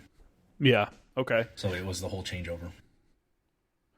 So for some reason, I thought that you did the MU where the whole Libya thing happened. I thought that was the same one as Haiti. So now you come back from this deployment, and then you start, like, half your down cycle is already done because you spent it in Haiti. So now you have like a shortened down cycle, and then you guys start working up to deploy again. Like, did the rotation change at all? No, the rotation didn't change. It's just that was part of our downtime. It got used up being on another deployment. So coming back, it was kind of shitty because it took me a while to really, not necessarily forgive people for just shit that I would see them doing that was just completely irrelevant to what I just saw in Haiti. But I still held on to a lot of that stuff that I witnessed there and a lot of the stuff that we went through there. Just about how people treat each other, and even into my current profession now, man, I can't really act on it because, that's unethical, but, it really does bother me sometimes when I see, kids get treated really badly. Just because I would see bad shit happen to kids over there all the time. You would just see them getting taken advantage of and beaten and just different things like that, man. Same thing in Afghanistan. They would just beat the shit out of kids. So yeah, no, that's true. But yeah, so the workup for it was we were right back at it again. We had a couple months of downtime, and then workup started right back up again. What was the expectation on this MU going out? Was there anything going on where you guys were like, we may get pulled to do this? You know how there's always the speculation before. Like, did anything that was speculated that, real world missions, did any of that happen? No, so we weren't anticipating being pulled for anything early. We weren't anticipating for anything happening all crazy. We got back in March of 2010 from the Haiti deployment, and then we pretty much got the rest of that year off. I mean, we did training, we did workups and stuff, but it wasn't like any kind of, hey, we might get deployed early because of anything going on. Yeah. So 2011 comes around, and that's when Gaddafi was starting to act all crazy. Libya was starting to pop off, and we actually got told, hey, we're deploying a month early. So I think we deployed in the end of March of 2011, and then we were gone for 10 months, roughly, like 10 and a half months, and we came back February of 2012. So we were gone for just about all of 2011. The intention for that one was, hey, I think the other MU got pulled to do something else, and they needed another MU to deploy early to go and handle something else that was going on. So we left early. We hung around in the Mediterranean just like we did before. And then I think we left there pretty quickly thereafter. We went through like the Suez Canal. We did that whole thing. We got to the Middle East, and we pretty much hung out off the shore of Libya for just about the entire deployment. We had like 2 or 3 beer days. For those of you who don't know what it takes to get a beer day on a ship, you have to be at sea for like 3 months straight without hitting any land to get a beer day. And how long were you guys at sea before, like, in between? What was your longest period at sea?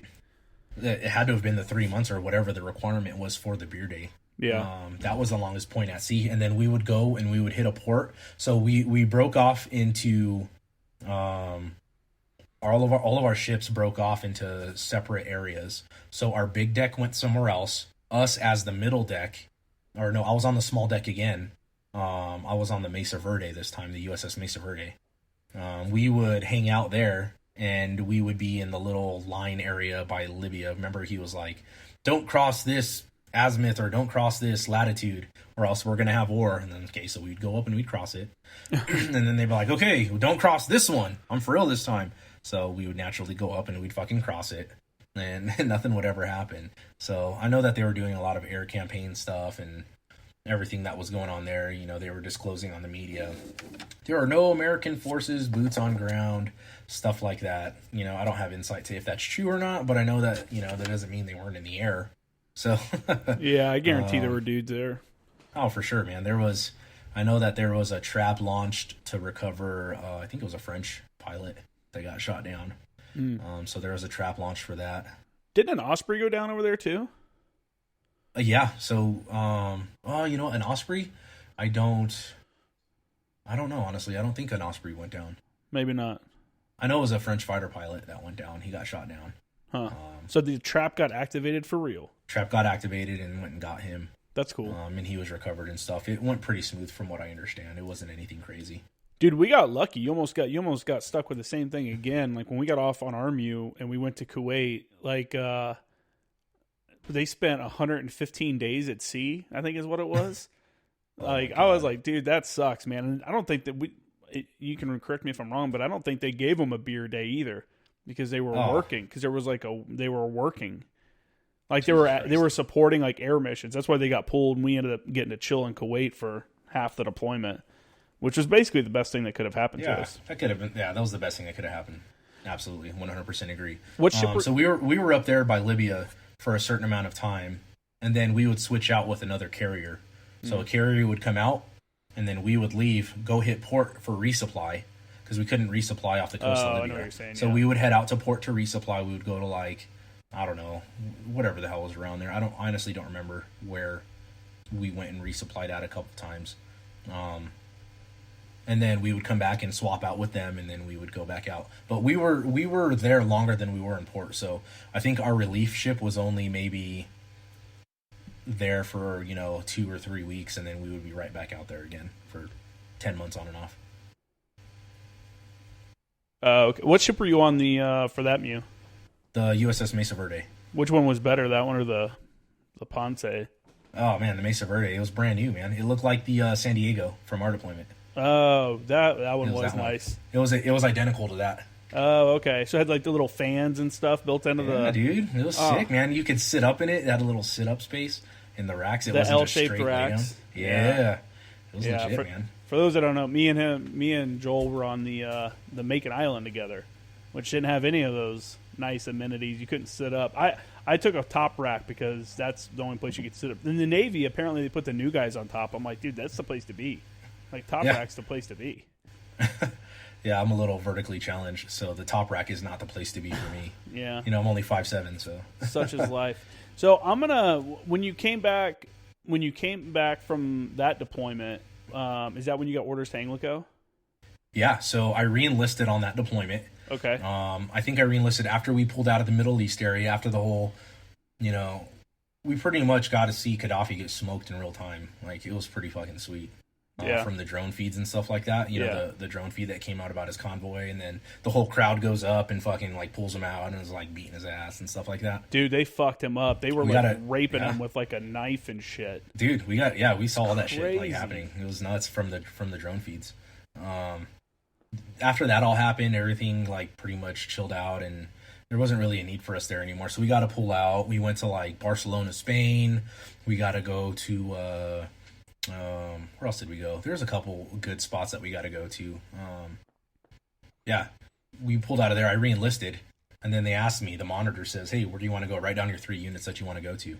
So I put 1st MSOB, I put 1st Anglico, and then I think I put 5th Marines. I put like either 2.5 or 3.5. I don't remember, because at that time I had heard about their deployment, how shitty it was, and I was like, you know what? I want to be a part of a unit that has pride in what they do. That's where I want to go for my next deployment. I want to go to a combat arms side. I want to experience that side of the Marine Corps. Good thing about being a radio operator is everybody needs comm. I can go to the wing. I can go to the support side. I can go to the ground combat side. I can go to do anything. So those are the 3 that I mainly wanted to go to. How did you hear about Anglico? Like to even put down on your list? Because most people in the Marine Corps have no idea what the fuck Anglico even is. So from what I remember, there was a couple people that were talking about Anglico on our ship. And I was asking them, I was like, hey, where's a good spot for radio operators to go to? And they're like, well, what do you want to do? I was like, dude, I just want to do something that's like awesome for radio operators to do. And I was like, well, I think MSOB, and for sure I want to go to like a Victor unit or something like that, just to experience that side of the Marine Corps and be a part of it. And I was like, but what's something that's out there? And I think it was, oh man, honestly, I think it was one of my junior Marines that mentioned Anglico to me. Oh, really? One of my junior radio operators. Yeah, he was like, hey, what about Anglico? Have you heard of them? I was like, dude, what the fuck's Anglico? And he's just like, man, I was told it was freaking awesome when I was in the schoolhouse. They were talking about it, about how they get to like jump out of airplanes, and they do CAS all the time and this and that. I was like, oh, I'm going to have to look them up. So I Googled Anglico on the ship, and I was like, hey, I'm going to put in for it. Might as well. What are the chances of it? It's a very small unit. It's like 150 dudes at any given time. I was like, but I'll give it a try. You know what I mean? Maybe they'll have a spot open. And yeah. Lo and behold, the monitor goes, hey, you got orders of first Anglico. My staff sergeant, my radio chief, he comes up and he says, hey, Flores, your reenlistment got approved. You got orders to Anglico, and you're deploying to Afghanistan when we get back. I was like, what? So we got back February of 2012, and I left to Afghanistan November of 2012. Fuck yeah. That's the same way, man. That was how it felt for me when I got to Anglico, because I just got back from my deployment too. And it was like, oh, here we go. Time to punch out. Fuck. Yeah. Well, so I'm gonna hold you there. We're going to hold off on talking about Anglico until we have Damaro on, because I think it'll be better with all three of us, because you guys can bounce stuff off each other. So I want to skip over that, and I want to go to you obviously got out of the Marine Corps, and I think I've mentioned it before on the podcast, but I talked about how you were applying to go to what was it called? Yeah, go ahead. Do you remember JCU? It was called JCU, right? Oh, okay. So you're talking about that whole conundrum. Yeah, because I told people, I'm like, this dude is like probably the best radio operator I worked with, like the most knowledgeable radio operator that I worked with and stuff like that. And you go apply to a unit like that, and then the Marine Corps goes, sorry, bro, you're going to go be a fucking MCT instructor. You were HISted, and so you're an example of guys that I point out that's like the Marine Corps lost a really good dude because of stupidity, and they're like, well, their insistence that, well, sorry, you got to go do a B billet, and you're going to go be you're going to go be an MCT instructor, and it's like, which one is better for the national security? Like, you going to be an MCT instructor, or where no one learns anything? Let's be honest. Like, you get introduced to a lot of shit, but you don't remember any of it. Or going to be with a unit that's like a unit that's actually active and doing stuff. And so I've pointed it out. I don't know if I think I've talked about it on the show, but that's something. I know you decided to get out of the Marine Corps, and I'm sure that was a tough decision. Yeah. And then I definitely was not ready to get out. What was it like when you first got out? Because it was kind of a quick exit for you, because there was a lot of back and forth. I know the Marine Corps was trying to like make deals with you and stuff like that, and you decided you're like, fuck it, I'm getting out. So what was it like? Because you only had a couple months. Like, what advice would you give to somebody that's making that last minute kind of decision? And you were getting out with a family. You have at this point, I don't remember when you got married and started having kids, but I know you have a wife and multiple kids when you got out. So obviously that's a stressor. How am I going to take care of my family? So what was that like for you? Yeah, so I was not ready to get out and how that all went down. I don't know if you want me to go over how that went down or not. Or it's on you, man. If you want to go through all of it, it's on you. Yeah, sure. So my first daughter, my oldest, she was born 3 months before I left for that 10-month deployment that I just talked about. Mm-hmm. And then I left for that deployment, and I came back. She was like 13 months old at that point. So like I had to reestablish a relationship with her. She didn't even know me at that point. Yeah. And then I got married when I got back from that deployment. So I wasn't even married yet. Oh, so I got married after my third deployment. And then my fourth deployment, which was to Afghanistan with Anglico, my middle daughter was born while I was at Nole. So and then my third daughter, which is my youngest, she was born when I was on the MEU with you. When we were in Saudi Arabia. I remember that. I remember we had cigars that night. Yeah. Yeah, so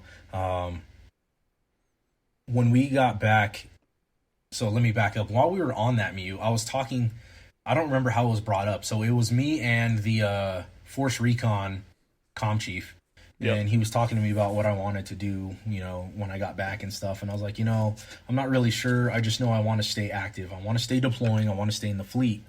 But I just found out I got HISted to be a combat instructor.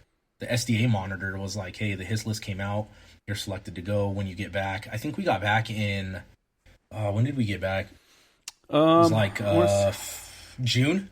Yeah, I think. Yeah, it was we got June. back in June of 2015, something like that, right? No, it was a little bit earlier than that. We deployed in October of 14, and then I think we came back in June or July. Yeah, I don't remember. Yeah, so I was on the next class that was leaving like within a month after getting back. But before that, for like several months, I was going back and forth with the Force Recon comm chief, and he was telling me about JCU. He's like, well, why don't you come over to Force Recon? And I was like, yeah, but I don't think I can get orders there. I think that I'm histed for an SDA right now, or I'm about to be. And he's like, what else can I do? And he's like, hey, you can apply for JCU, Joint Communications Unit. That's what it stands for. Do you want to basically you want to explain what that is? JCU is basically every single branch has communications personnel inside of it. All these communications personnel can go and apply to be a part of this unit that I believe falls under Special Operations Command. And they are the communicators that support all the Special Operations units. So you can go with one of the tier units. And this is from me talking to the recruiter about it. You can go with any of the tier units wherever they're stationed at, and then you're pretty much their radio operator. You're their comm guy. You're their comm support at whatever level that you get placed in that unit. You're attached to that unit, and you go on all the missions they go on, and you just support them. So that can vary. Sounds sick. Yeah, it's awesome, dude. It's completely. It's like the ultimate goal for like communicators to be able to go to, but it's a pretty strenuous process to get into it, from what I understand. So I had to, one, fill out my interest application. I did that. He wrote me an email. I had a phone call with him. We just talked briefly about my experiences and what I'm proficient at. He sent me an MOS test, and he says, hey, you need to take this test to see we can gauge where you're at. And it encompasses all of the communications MOSs. It encompasses radio, heavy on radio. It encompasses a lot of data stuff, and then various other things throughout, like there was some cast stuff on there. They're just trying to gauge what your experience level was and where you were at proficiency with those experiences.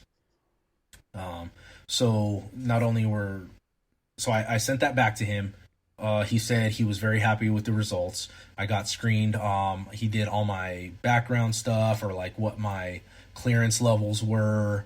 I had to get letters of recommendations. I did their whole process in order to get up to the point to where he decided, hey, we're going to cut you orders when you get back from your deployment. You're going to come out to North Carolina. I think they were stationed out of Bragg. You're going to come up here. Yeah. You're going to come up here. You're going to take our PT screening, and you're going to do our oral boards. We're going to let you know before you leave that day for the oral boards if we want you or not. So I just had to actually go up there and do their whatever selection process was. And then after they decided that they want me, then I would get orders to them. I would go to SOROC, which is Special Operators Radio Operator course. Special Operations Radio Operators course. And then from there I would go to Halo School, I would go to Jump School, do all of the whole training pipeline was like 2 years long just to be able to get to a team. Yeah. So it would be another 2 years of just training. And I was down with that. I was like, cool, I'm only 25 at this point. Why not? You know, I know I was talking to my wife about it. I was talking to Alexis about it. And she was like, you know, it's a good opportunity for you. We're going to support you if you want to do that. You know, she was just worried about me being deployed again so much. She's like, you just got back from your fifth deployment in almost 8 years. Like, it was 7.5 years at this point. She's like, you know, we kind of wanted you to be home, and, you know, we have 3 kids now and stuff. So the monitor, or the SDA, or the JCU recruiter writes me back one day on our deployment. He says, hey, I'm looking in the system to try to pull you to give you orders. It says you are histed to go to combat instructor school at SOI. He's like, all we need to do is get you those released and those orders removed, and then I can cut you orders to come to Bragg. And I was like, okay, let me talk to my monitor. So it was me and who else was it? I don't remember. I think it was Top Steel that was helping me talk to the 06 monitor. It was some master sergeant, and he was saying, hey, I'm all about it. Yeah, absolutely, 100%. This is a great opportunity for you. I approve. And I was like, okay, well, I need you to ask the gunnery sergeant who's in charge of the SDA orders that I have attached to me to release me. And then a week goes by, I follow up with him. He says, hey, he's not approving you to go. He's not going to release you. He wants you to be a combat instructor. That's what they pulled you to do, and that's what they want you to do. I can't do anything about it. And I was like, there's got to be something that can be done. I think Sergeant Major Offit got involved. Top Steel got involved. All kinds of other people were going to bat for me. Like, no, this dude is a solid radio operator. This is a great chance for him. Somebody else can go and be a combat instructor for 3 years that don't want to deploy anymore or something. You can pull some admin guy to go do that shit. Let him go to JCU. The gunnery sergeant that was in charge of the orders wouldn't budge. He was like, no, I'm not releasing him. He's going to combat instructor school. On his report date, he better fucking show up. So at that point, I told the JCU recruiter what he said, and he's like, that's really unfortunate. And he's like, but if at any point in time when you're done with your orders there, just hit me back up again and we can rescreen you. You'd have to go through the whole process over again, though. And I said, all right, well, I appreciate your time. So we get back from our deployment. We go to, I check out of Anglico. I go check into, okay, so at this point, I'm almost at my 10-year mark. So for people listening, you only have 10 years to get promoted to staff sergeant. All right, you have to, and that's with a once over. So I haven't even been in zone yet. I haven't been given a chance to be on the board yet. By the time this all happened, I was in the below zone. So guaranteed next year I was going to be in the zone pretty much for getting looked at for staff sergeant. Yeah. However, I was at the end of my enlistment that year, and I could only extend for 2 years based on that rule. They said, hey, you can only be in for 10 years before picking up staff sergeant. At this point, I've been a sergeant for a couple years already, for like 4 years. We're not going to be able to give you re-enlistment paperwork for the full 3 years. We're just going to extend you for 2 years. I said, okay, that's fine, whatever. So I get to combat instructor school. I check in. They do the whole paperwork.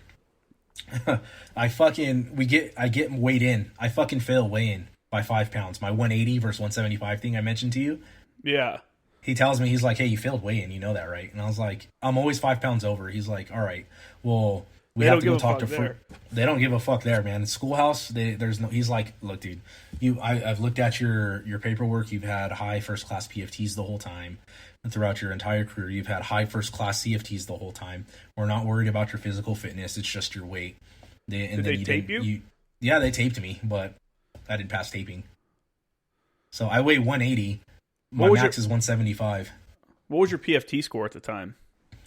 286. At 286 out of 300, you fat piece of shit. I know, man. See, you got 286 out of 300, and then my CFT was like a 290 something. Yeah, see, you would have met the waiver now that they give people if they have a 285 or above on both. Like that, it's so stupid. Anyway, I saw that, but 2 years too late. Jesus, dude, not having to do weigh-ins is like one of the greatest things ever about being out of the military. Like not having to worry about like. It's good and bad because you're kind of like, well, I'm just fucking, you could just eat shitty if you, do that. but at the same time, it's like, I used to sweat it, man. I was always overweight. Like, yeah, me too. I was always over by that 5. Yeah, I graduated boot camp like 5 pounds overweight, and I'm like super fucking skinny out of boot camp. They had to tape me. It's crazy, but I knew the pain. So anyway, you got out because of that, right? So you want to go ahead? Yeah. Yeah, dude. So not only did I ended up getting an adverse fit rep for that shit. I appealed it, and it went all the way up to the colonel, and they sustained it. So I was like, okay, whatever. And then they looked at administratively my paperwork, and they said, you are not even supposed to be here because the schoolhouse requires you to have a 3-year commitment on contract to be able to finish your term here before you can even graduate. My orders to SOI said, upon completion, we'll approve him for the 3 years. So they were conflicting. One said you had to have it before. The other one said, we'll approve it only if he graduates. Well, of course I was going to graduate in the school. I mean, I wasn't worried about it. But they wouldn't even let me finish. So for 2 weeks, I was like sitting on the first sergeant's office every fucking day. I was going into the schoolhouse S3 every day just to figure out what's going on with my paperwork. The career counselor there was trying to figure out what was going on with me and stuff. And during this whole time, I tried explaining to him what the situation was with the whole JCU thing, seeing if that was even a possibility still. During that time frame, this was all happening. The monitor, the 06 monitor, had retired and switched over with somebody else, and this new guy knew nothing about what the fuck was going on with my situation. There was no changeover, nothing was going on, dude. So after a couple weeks of just being in limbo pretty much and being just thrown around to whatever, they were toying with the idea of keeping me there as permanent personnel for the S3 for training for the schoolhouse. And I was not about it. Fuck that. That would have been awful for 3 years to do that shit. No fucking way. Or at least until I got promoted to staff sergeant. So a couple weeks went by. They finally said, okay, the monitor wants to send you to another unit until you pick up staff. And then from there, you can get orders somewhere else. I was like, oh, cool. Where are we going? He's like, he's going to give you orders to 2-7. I was like, fucking 2-7 in 29 Palms? I was like, are you kidding me? I was like, and I heard at that time also they were getting ready to go back out on another deployment later on that year or early the next year. And I was like, you've got to be fucking kidding me. I just got back from my 5th deployment earlier this year. They want to send me to 29 Palms with my wife and 3 toddlers. None of them are over 5 years old at this point. To 29 Palms just for me to leave again for another deployment to Afghanistan. I was like, you've got to be fucking kidding me. I was talking about it with the wife. She's like, no way. They're not going to work with you. They're not going to do anything. I was like, look, here's the thing. Big Marine Corps does not give a fuck about you. They don't care about anything. We got very lucky. We got very fortunate being at Inglico because it was very personal there. Here, it's very impersonal. It's a number. You're a number on a piece of paper. They see vacant 0621 sergeant, and they see that I need to be there, that I need to be placed somewhere, and that's where they're going to put me. I was like, I know what's going to happen. I'm going to pick up staff while I'm there, and they're going to say, well, while you're here, you're just going to stay here because we're not going to pay you to move somewhere else. So you're not only going to be here for 2 years, you're going to be here for 5 years at 29 Palms. I was like, there's no fucking way. I can't do it. So we just determined at that point it was best just to get out. That happened. Everything I found out happened in like August. I got out in September from the Marine Corps. I had like around 30 days to process out everything.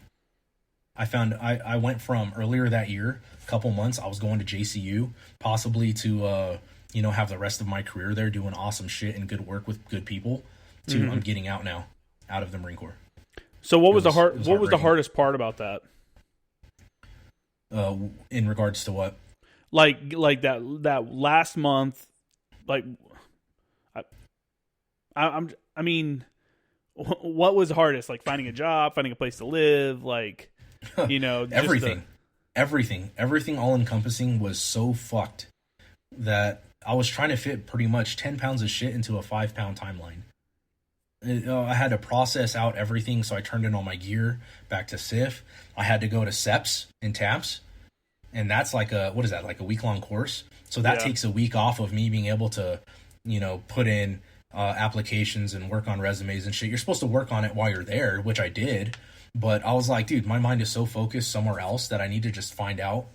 I need to get a fucking job lined up before I can fucking do anything. I need to have one that I can roll right into. So just everything processing all together was super stressful. We were trying to pack up our entire house. We were trying to find out where we were going to live back here in Colorado. Who can we live with at that point?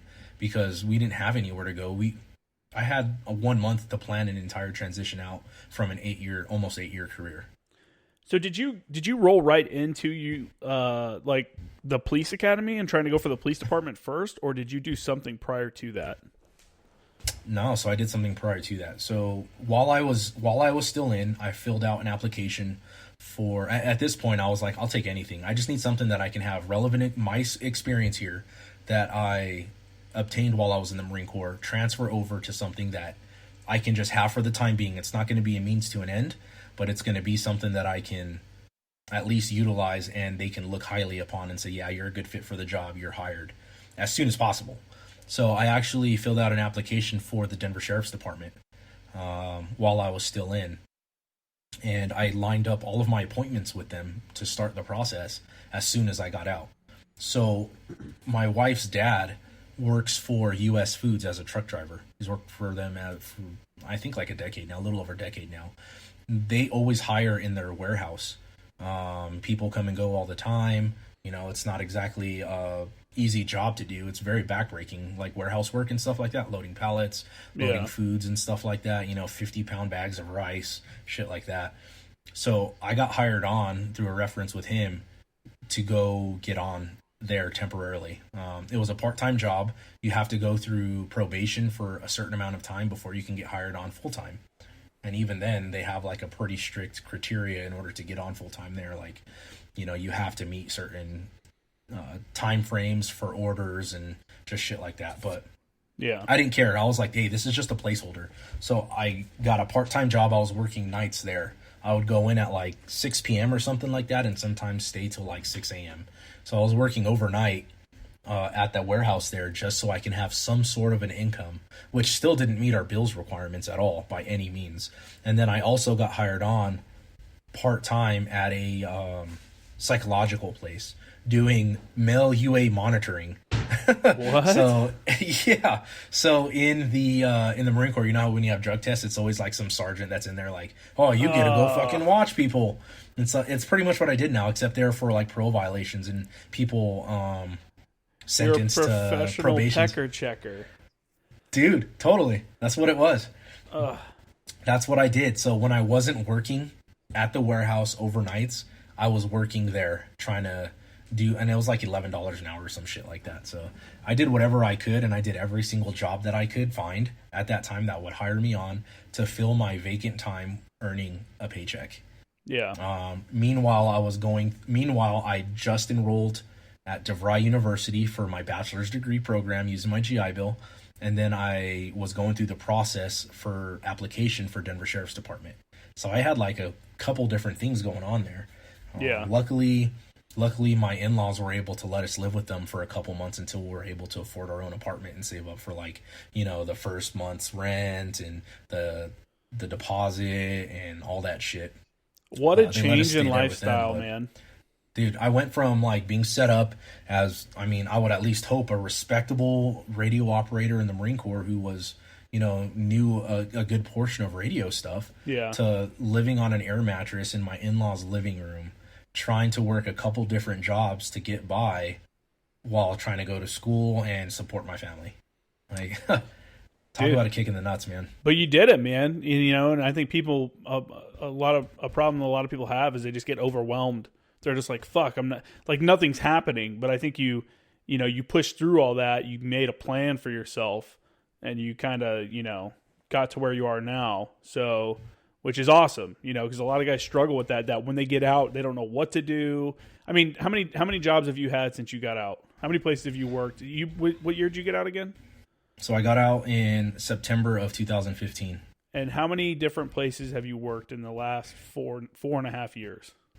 So U.S. Foods and that urinalysis place, that's 2. Worked for Denver Sheriff for about 1.5 years. That's 3. And then I was an IT project manager for the past 2 before this one, so that's 4. And now I'm a police officer. So this is my 5th job, and this is going to be my career now. And until I retire. And I bring that up because I want people to realize that people that might be on the cusp of getting out and stuff, that it's like your plan may not work out, or you may decide that this isn't what you really want to do, and you may switch it up, and that's okay. Like but you know, there's nothing wrong with trying a bunch of different things until you find what fits for you.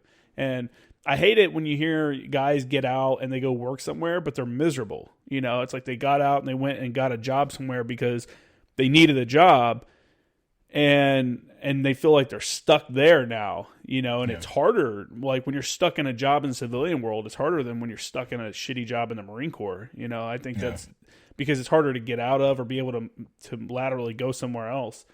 But I think what I'm getting at is I just want people to realize that there's a lot. I mean, I've done a bunch of different shit too since I've gotten out. So it's just like, that's one of those things.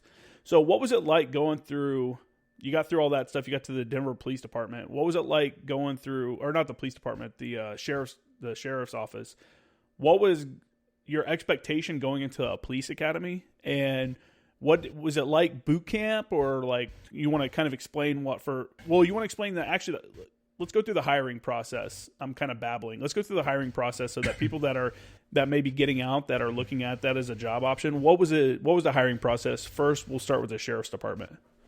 Okay. Yeah. So, going off of what you said about, you know, all the different experiences and stuff like that, one of the things I wanted to let everybody know about is at least don't be above doing windows.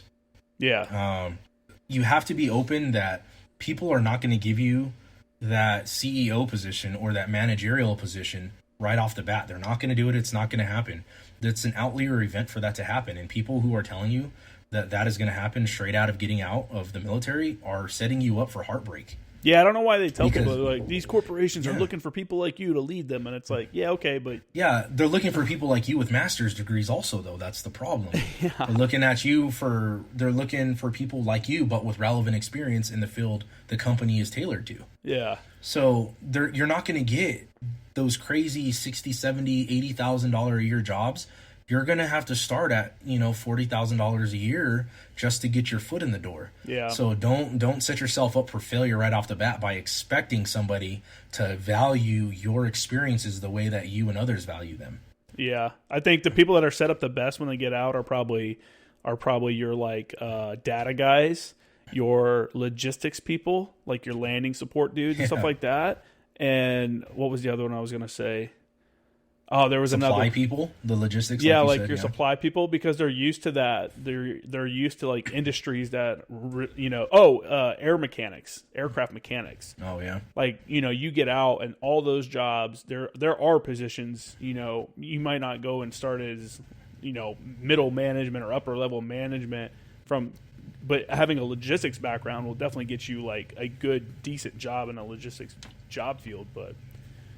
Oh, 100%. Yeah. So everybody who, wants to do cool shit in the military and stuff, be prepared that does not exactly transfer over. And people telling you, oh, your leadership and your management experience in the Marine Corps transfers over.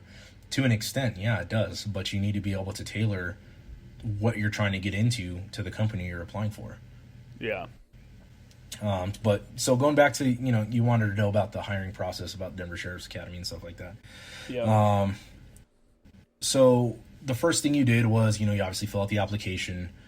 You go in, you meet with the recruiter. You have a one-on-one interview with somebody. They kind of gauge your personality. They ask you questions about, the values and stuff like that, how you apply those in your life, what they mean to you. It's very informal kind of, tell us about yourself and we'll gauge. You have a written test that you have to pass.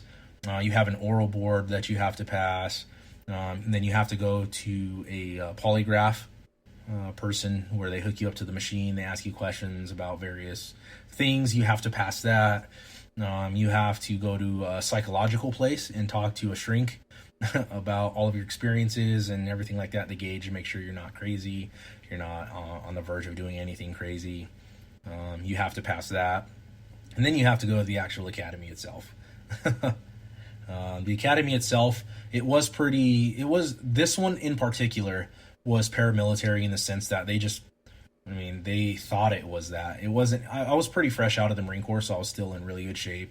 I was still in that kind of a mindset. It was very easy for me. The academy was very easy. It was not hard. I graduated 8th out of 80 people. So okay. It wasn't physically demanding. The academics weren't physically demanding. It's just learning the new skill of basically being a jailer. So the Denver Sheriff's Department, they have jurisdiction over the county and city jail of Denver, the courthouses. They work in Denver Health, so the hospital. And they do very small portions of like warrants and stuff like that. But they don't patrol. They're not post certified. They're not Colorado post certified because Denver police has that job. Denver police themselves are the ones that go and patrol.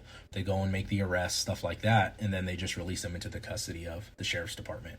So it's a very like middle ground kind of job as far as in the law enforcement community, where a lot of sheriff's offices around the state are actually post certified, so they can arrest. They can charge people. They can do all that kind of stuff as a part of their job. But since Denver itself is weird in that the police patrol and the sheriff's office just runs the jails only, they're not afforded that opportunity. So it was the instructors there. I know they meant well, and they catered it towards a certain type of people who need that kind of treatment. But they would go outside. They would try to smoke us and IT us and stuff like that. And it is what it is. It wasn't hard. It was fine. Somebody fucked up in the class, so the whole mass punishment thing would come into effect, and it was basically like going through boot camp without as intense. You don't live there. It's nowhere near the intensity drill instructors put you through. Nothing like that at all. It's just to instill discipline in people who haven't had that background already. What kind of training? What kind of training did you get, like specifically as like? So you're going to be working in the jail. Was it a lot of like, basically just procedure? Like they're telling you, teaching like the SOPs within the jail. Like, hey, this is how we move somebody. This is how we like, restrain somebody. So what kind of training like that did you get? Yeah, so it was a lot of procedure of this is how, just like you said, we restrain people. This is how you handcuff. When we have to go hands-on with people, these are the approved techniques that you're allowed to use. The arm bars, the wrist locks, stuff like that to control somebody. So it's not all like if somebody acts up, you can just go up and sock them in the face. It doesn't work that way. You have to be able to control their limbs and their body parts and stuff like that, and be able to take control of them and take custody of them while they're trying to resist you. No, if it's a full-on fight, they come up trying to fight you, then everything's, all gloves are off and you're able to defend yourself as you need to. But one of the reasons why I left Denver was it was so liability heavy that they were leaving people to dry for just performing their basic duties in their job. They were nitpicking on a lot of things that it came down to the point that it was a very toxic department to be a part of. And it wasn't a matter of if you got in trouble, it's a matter of when you're going to get in trouble and suspended and docked pay and stuff like that. It was just not a good place to be. They were always looking for the lowest deputy to blame for an incident and suspend them. All kinds of shit. Even if you're following policy and stuff like that, they were leaving a lot of deputies out to dry. Some of them were good friends of mine that they didn't do anything wrong. They followed what they were taught to do, but they still got in trouble for it. And I don't agree with that. So I wanted to hurry up and just leave there as quick as I can. But yeah, so the training itself, though, was just very heavily policy-based, procedural-based, and the basics of, how to deal with situations that you're going to be put in. Like, okay, an inmate comes up to you and tells you this is what they're wanting or something's happening. How do you handle this situation? Like, he's being raped in a cell. How do you handle that situation? Or, we would have scenarios of two people getting in a fight in a cell. What are you supposed to do then? So it's very procedural based. Implementing all of that stuff into the actual jail is where FTO came in. That stands for field training. Field training officer is who it is. But you're in field training of when you're actually in a pod in the jail assigned to a trainer that teaches you how to implement everything you learned as a baseline into the actual jail setting.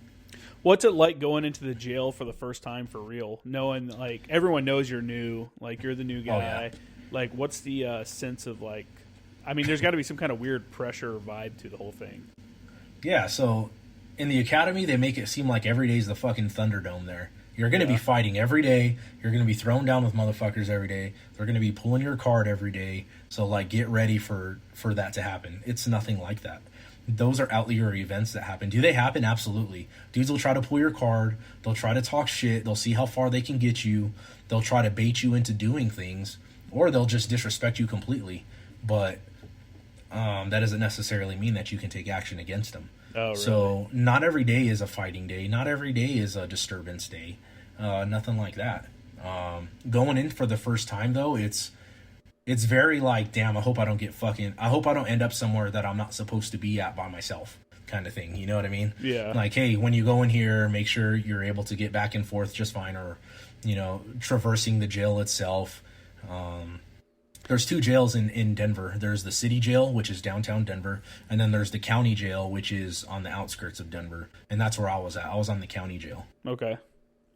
Which is there like which one's worse? It's not really one's worse than the other. One is like if you have county charges against you, then you're going to be at the county jail. Or we had a lot of like parole violation holdovers and stuff. So next door to us was the intake facility for Department of Corrections, so prison. Okay. That was next door to us. Huh. So from what I understand, we had parole violators there and stuff, but we didn't have the highest class of inmate there. The highest classes of inmates went to the downtown jail because it was newer and it had facilities set up to house those types of inmates by themselves. Okay. We didn't exactly have that at the county jail. The county jail was a little bit older, so we had, not the lowest levels there, but we had lower levels there of people who didn't necessarily need to be in corrections all the time. How often did you see somebody in the jail that were like, they're just in jail because they can't pay their bail? Like, they're not even guilty of a crime yet. They're just like holding because they can't afford bail. So most of that stuff was the downtown jail. The intake was downtown. A lot of the people coming in and out, being charged, posting bails and stuff, a lot of that was downtown. The people that we had mostly were already found guilty, sentenced, and they're there for their stint. They're doing their time, huh? Exactly. But some of the reasons why they were there some of them were questionable. It was like, so you got put in jail because you had weed on you. Okay. And you had a certain amount on you or something like that. Is that like really? Is that what they're telling you, or is that what actually happened? Because I assume you have their. Well, files. I mean, I don't have a chance to verify everything that everybody was telling me. You know what I mean? But some people, they were there for some legit reasons. You're talking, sexual predators. People were there for attempted homicide or attempted murder. People were there for a lot of assaults.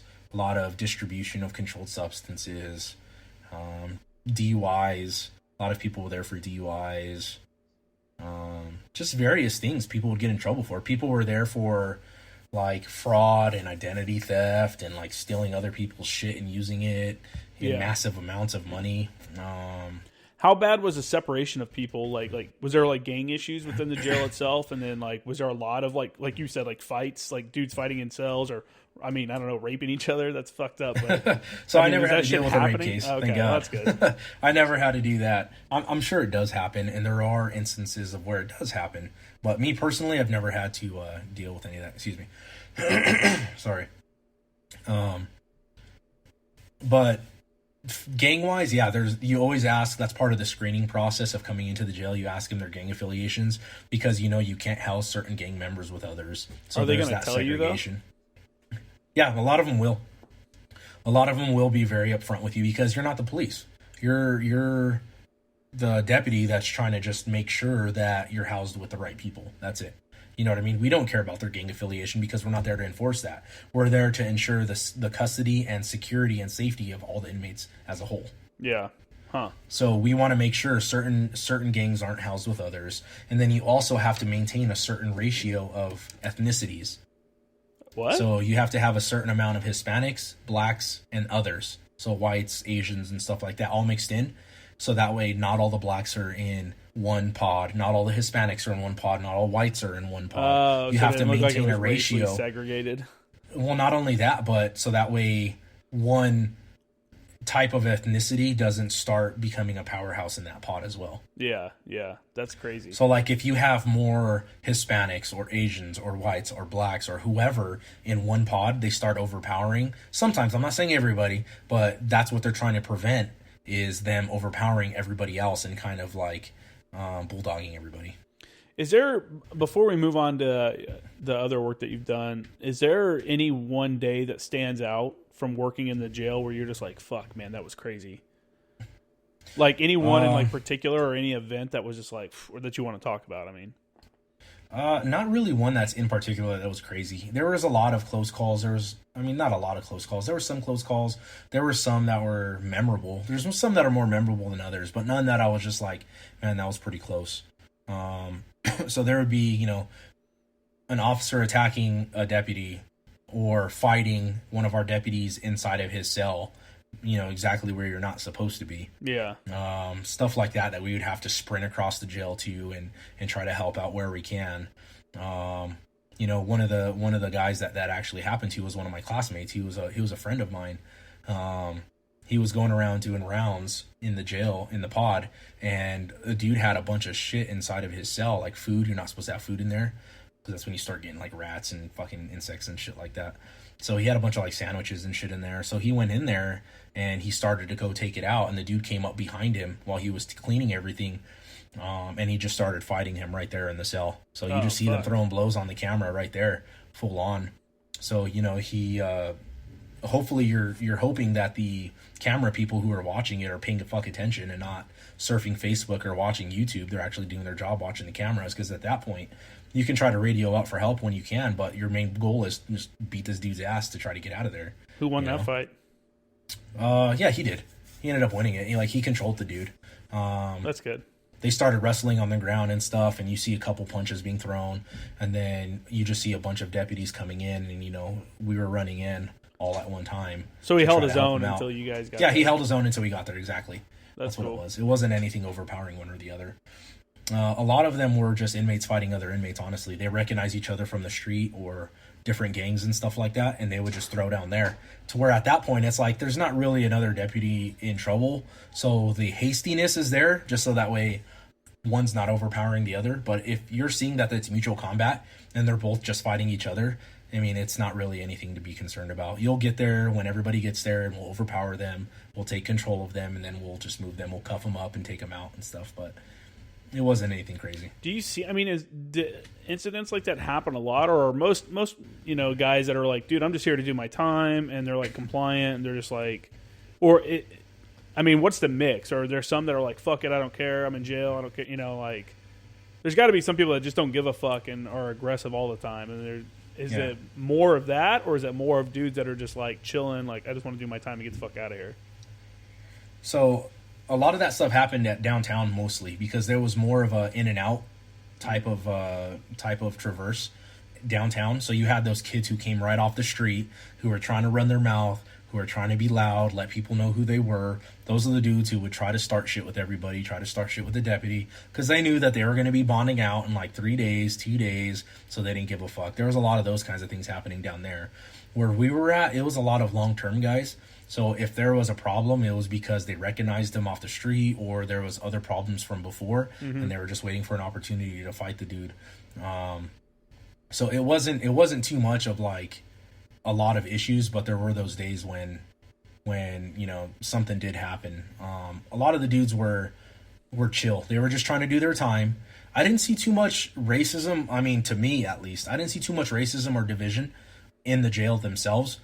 I was actually asking one of the tier clerks there. So a tier clerk is a inmate who is chosen to clean and perform duties inside of the pod for the deputy. So you have to have, I think there's like 3 of those that do it at any given time. So like they hand out the trays, they clean up the trays, they clean up the showers, the common areas and stuff like that. In exchange for their work, they don't have to be locked down like everybody else. They can stay out, they can watch TV, they can kind of move about as they want to, stuff like that. They're a little bit more privileged there in exchange for their services. And I asked them one time, I was like, hey man, I know this guy's a white supremacist.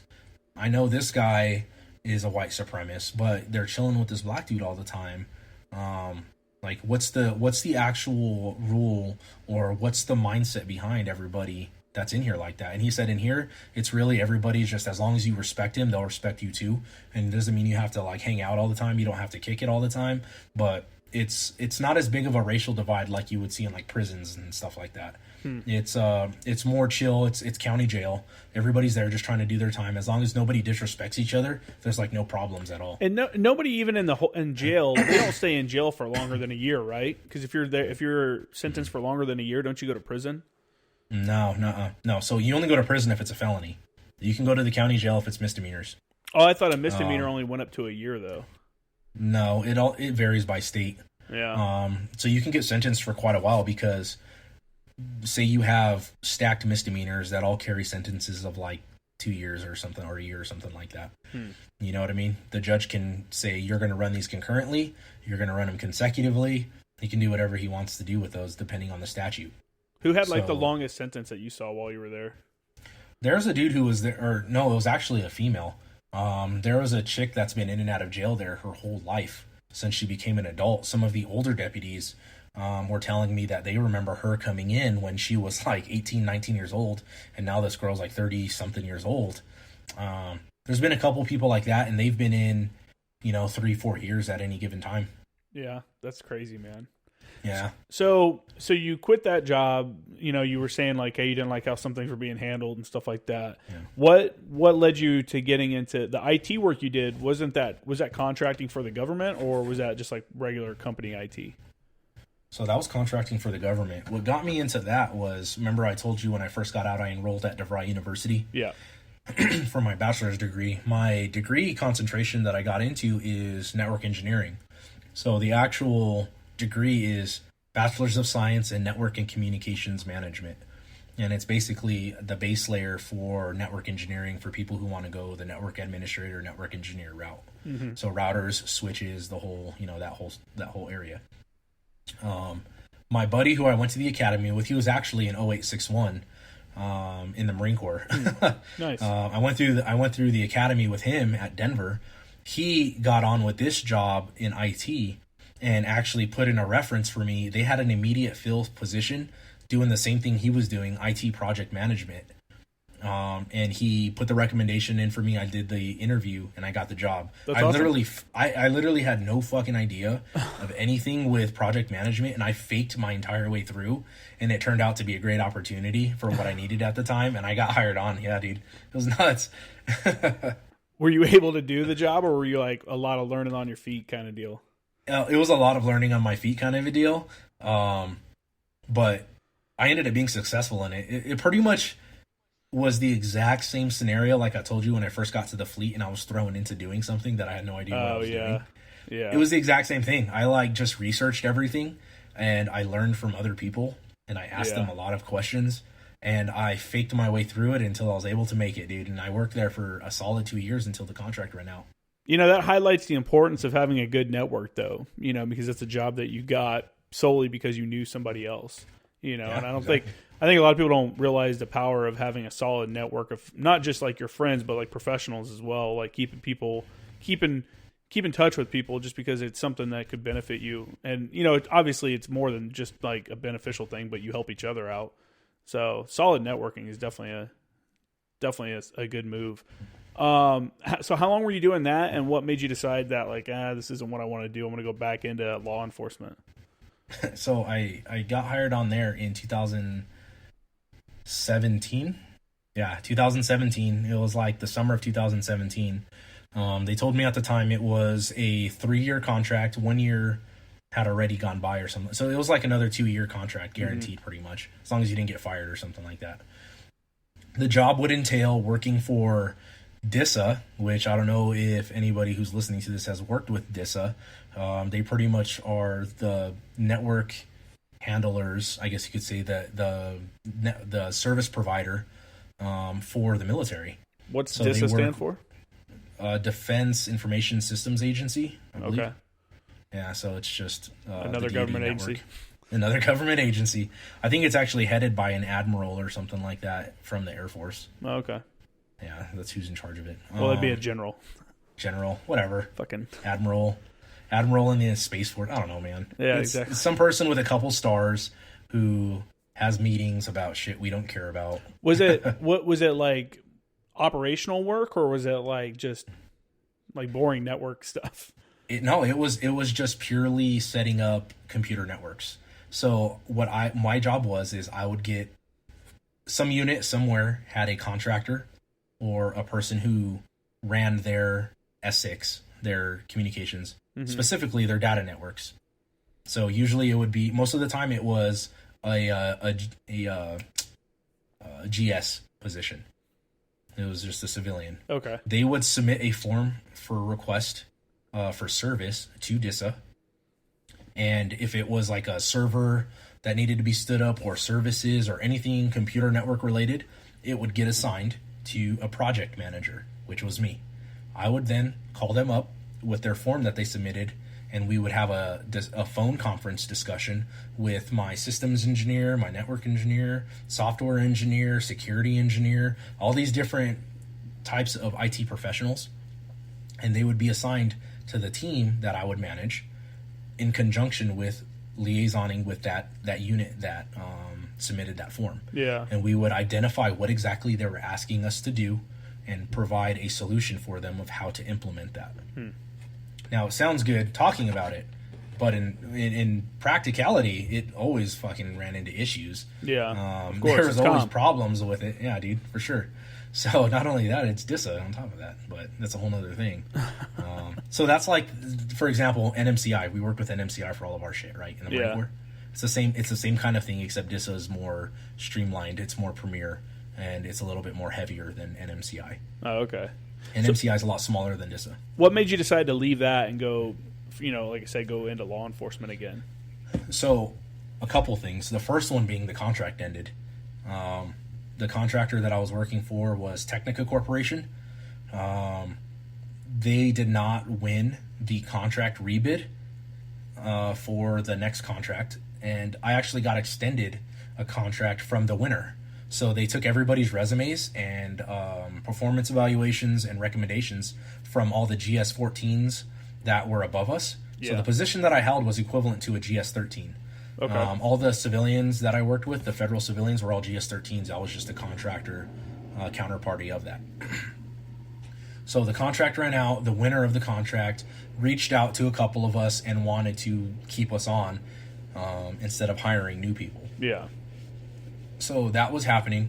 However, it was only going to be for up to a year contract. After that year contract, I had to either relocate to the place where the contract was at, or I had to resign. And the place that they wanted us to move was, I want to say it was Georgia somewhere. Oklahoma or Georgia? No, it was in Oklahoma. It was Oklahoma City was where they wanted us to relocate, and I wasn't going to do that.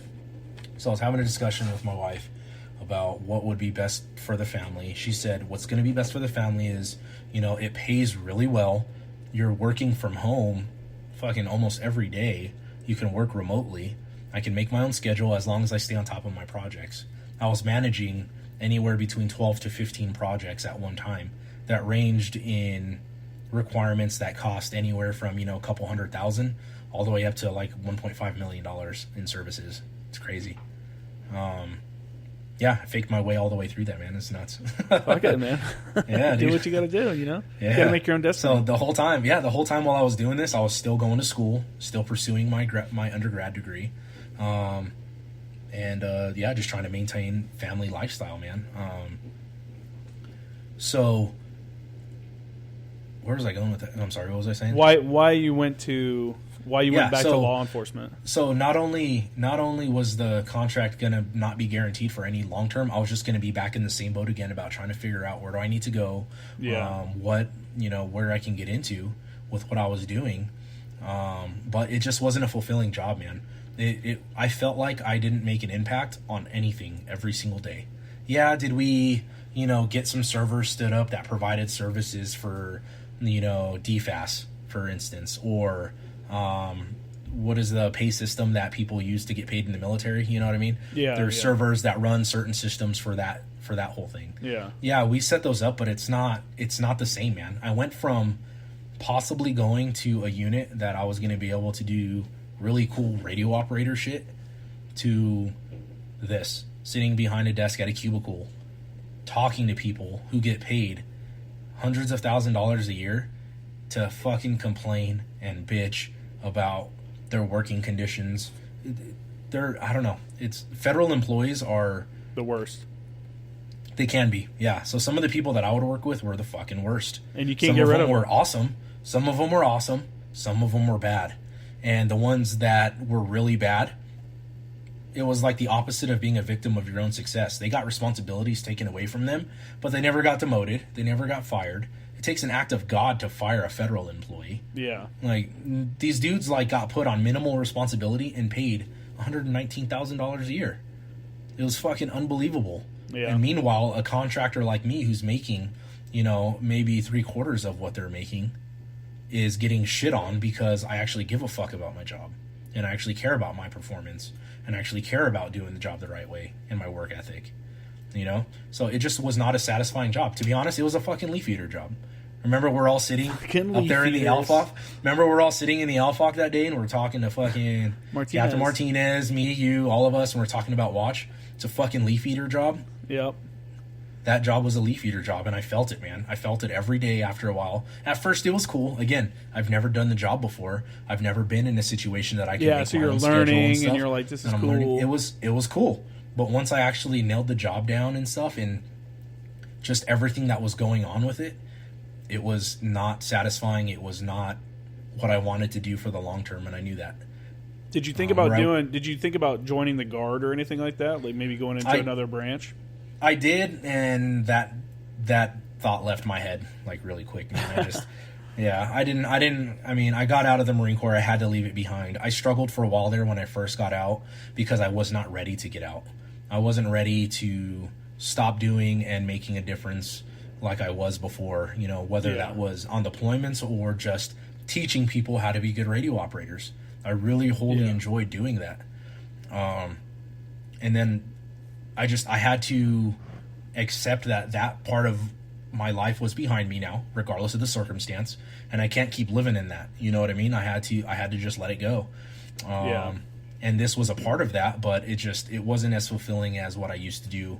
I couldn't live with, just doing that kind of work for the rest of my life. I would have felt like it would have been a wasted opportunity to do something from somebody who was willing to do something greater. You know what I mean? So how was the hiring process for the police department different than for the sheriff's office? It was pretty similar. So I talked long and hard with, let me back up. So my buddy that I was with in the academy at Denver Sheriff, he got hired on with the police department I'm with now. And he said, hey man, our department's hiring. You should apply. The police department I'm at now requires a 4-year degree. So you had to have a bachelor's degree. Otherwise you didn't qualify. A lot of departments don't require that. They only require high school diplomas. Some might require associate's degrees, but that's far and few between. It's not as common from what I understand for departments to require anything over a GED or a high school diploma and being 21 years of age and no felonies. Yeah. So this department stood out to me a lot more because of the fact that they had more strenuous hiring requirements. So they're looking for a certain type of people. He put in the word for me. He says, hey man, give it a try. What is it going to hurt? So I applied December of 2018. Yeah, I applied December of 2018. I applied Christmas Eve, actually. December 2018. June of 2019, so 6 months later, that's when my contract was running out.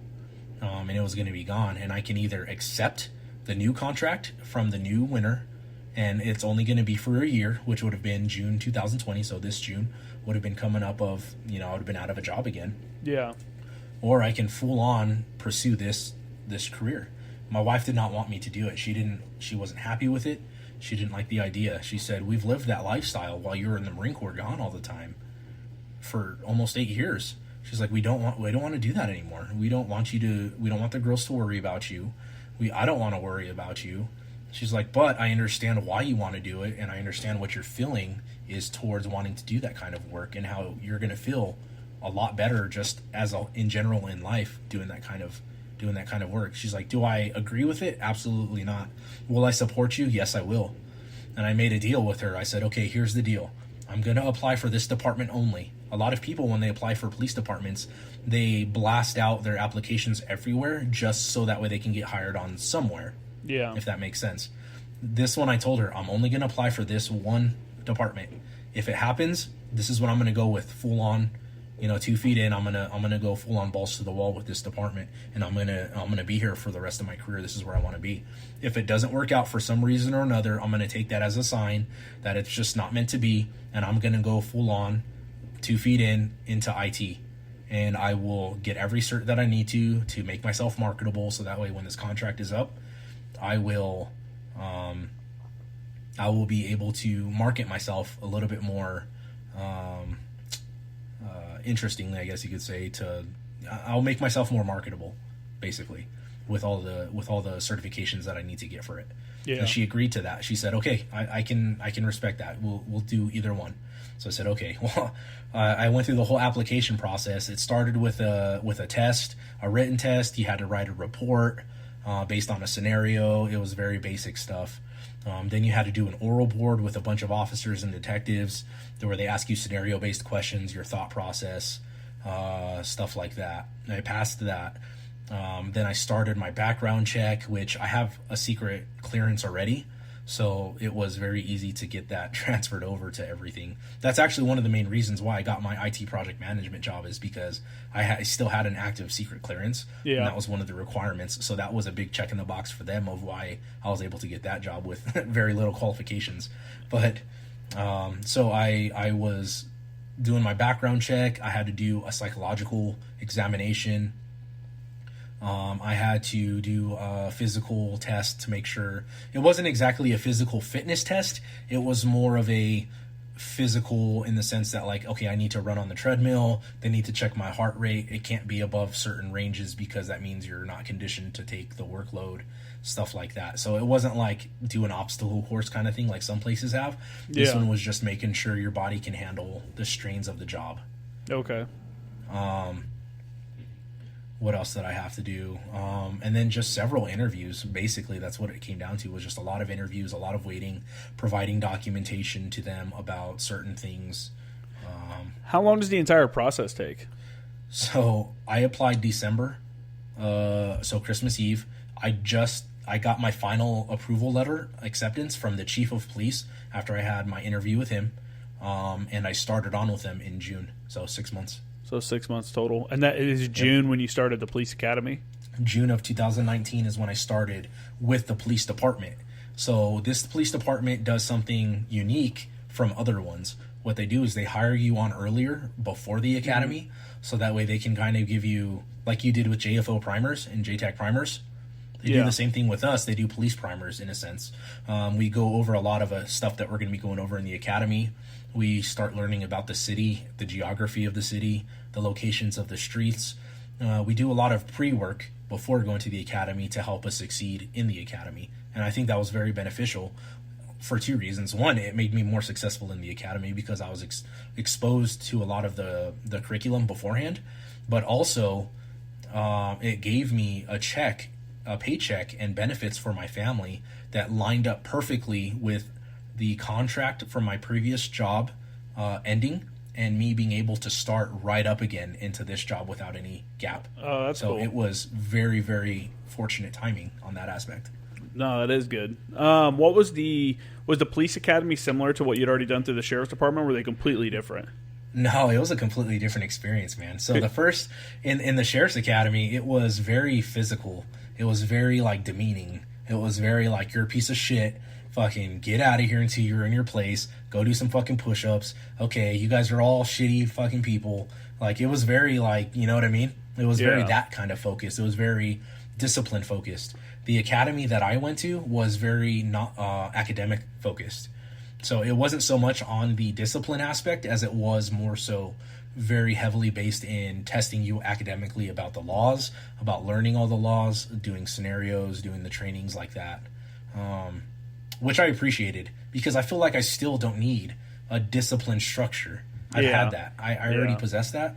And I can see where it's needed for some kids. You know, we had a couple kids in there who are barely 21 years old, 22 years old, who've never been in an environment where there's a structured discipline that you need to follow, a certain mindset that you need to have for the job. They haven't been exposed to that before. And they haven't had that in their life, which I would have seen it being beneficial for them. But me going through at 30 years old, I was very appreciative of not having to get smoked all over again for like 5 months. Yeah, fuck that, dude. Fuck going through that stuff again. Yeah, dude. There's no way. Do you think the process is adequate though? That like the people that come through are properly screened? I mean, you always hear about it like, hey, the only time you hear about police on the news is when something bad happens. So. Right. Obviously, not every dude coming out of the police academy is bad, but just like graduating from boot camp, there were guys I'm like, dude, this dude shouldn't have made it. Did you feel like that when you don't have to answer for your current one because since you're still so new, you probably don't want to. But for at least a sheriff's department, did it feel like that sometimes? Where you're like, I can't believe this guy's here, like they're giving him a gun, 100% at the sheriff's academy, absolutely. They were just pushing people through. Just like in boot camp, you're like, this dude should not fucking be here at all. Yeah, that was definitely like that in the sheriff's academy for sure. They were just pumping dudes out because they needed the bodies. The attrition rate is so high there because of just the shitty higher up management area of it. Yeah. Like, yeah, dude, from the mayor down of that city just fucking blows, man. Jeez. Yeah, it's awful.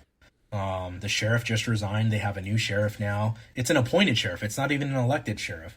So it's basically the mayor's homie that just fucking rolls up into the fucking position. That's weird.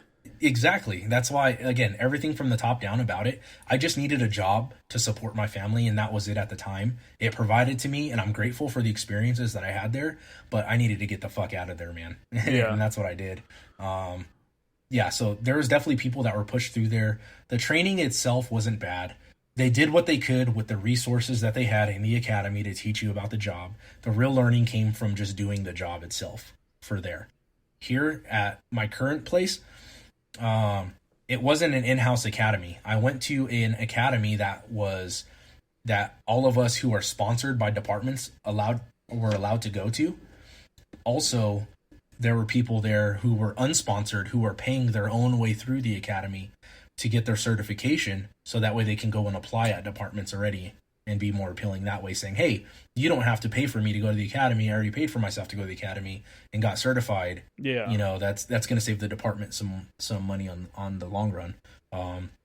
My department paid for all of us to go through the academy together, and sponsored us to go through. So they had a little bit more vested interest in us. So when it came to the screening process of the current department I'm at, 100% better than what I experienced at Denver Sheriff. Yeah. I felt like it's completely adequate for, and I'm not just saying that because I'm there now, but I'm being like completely wholehearted. I don't have a single concern or issue with anybody that I got hired on with, that I went through the academy with, that's at my department.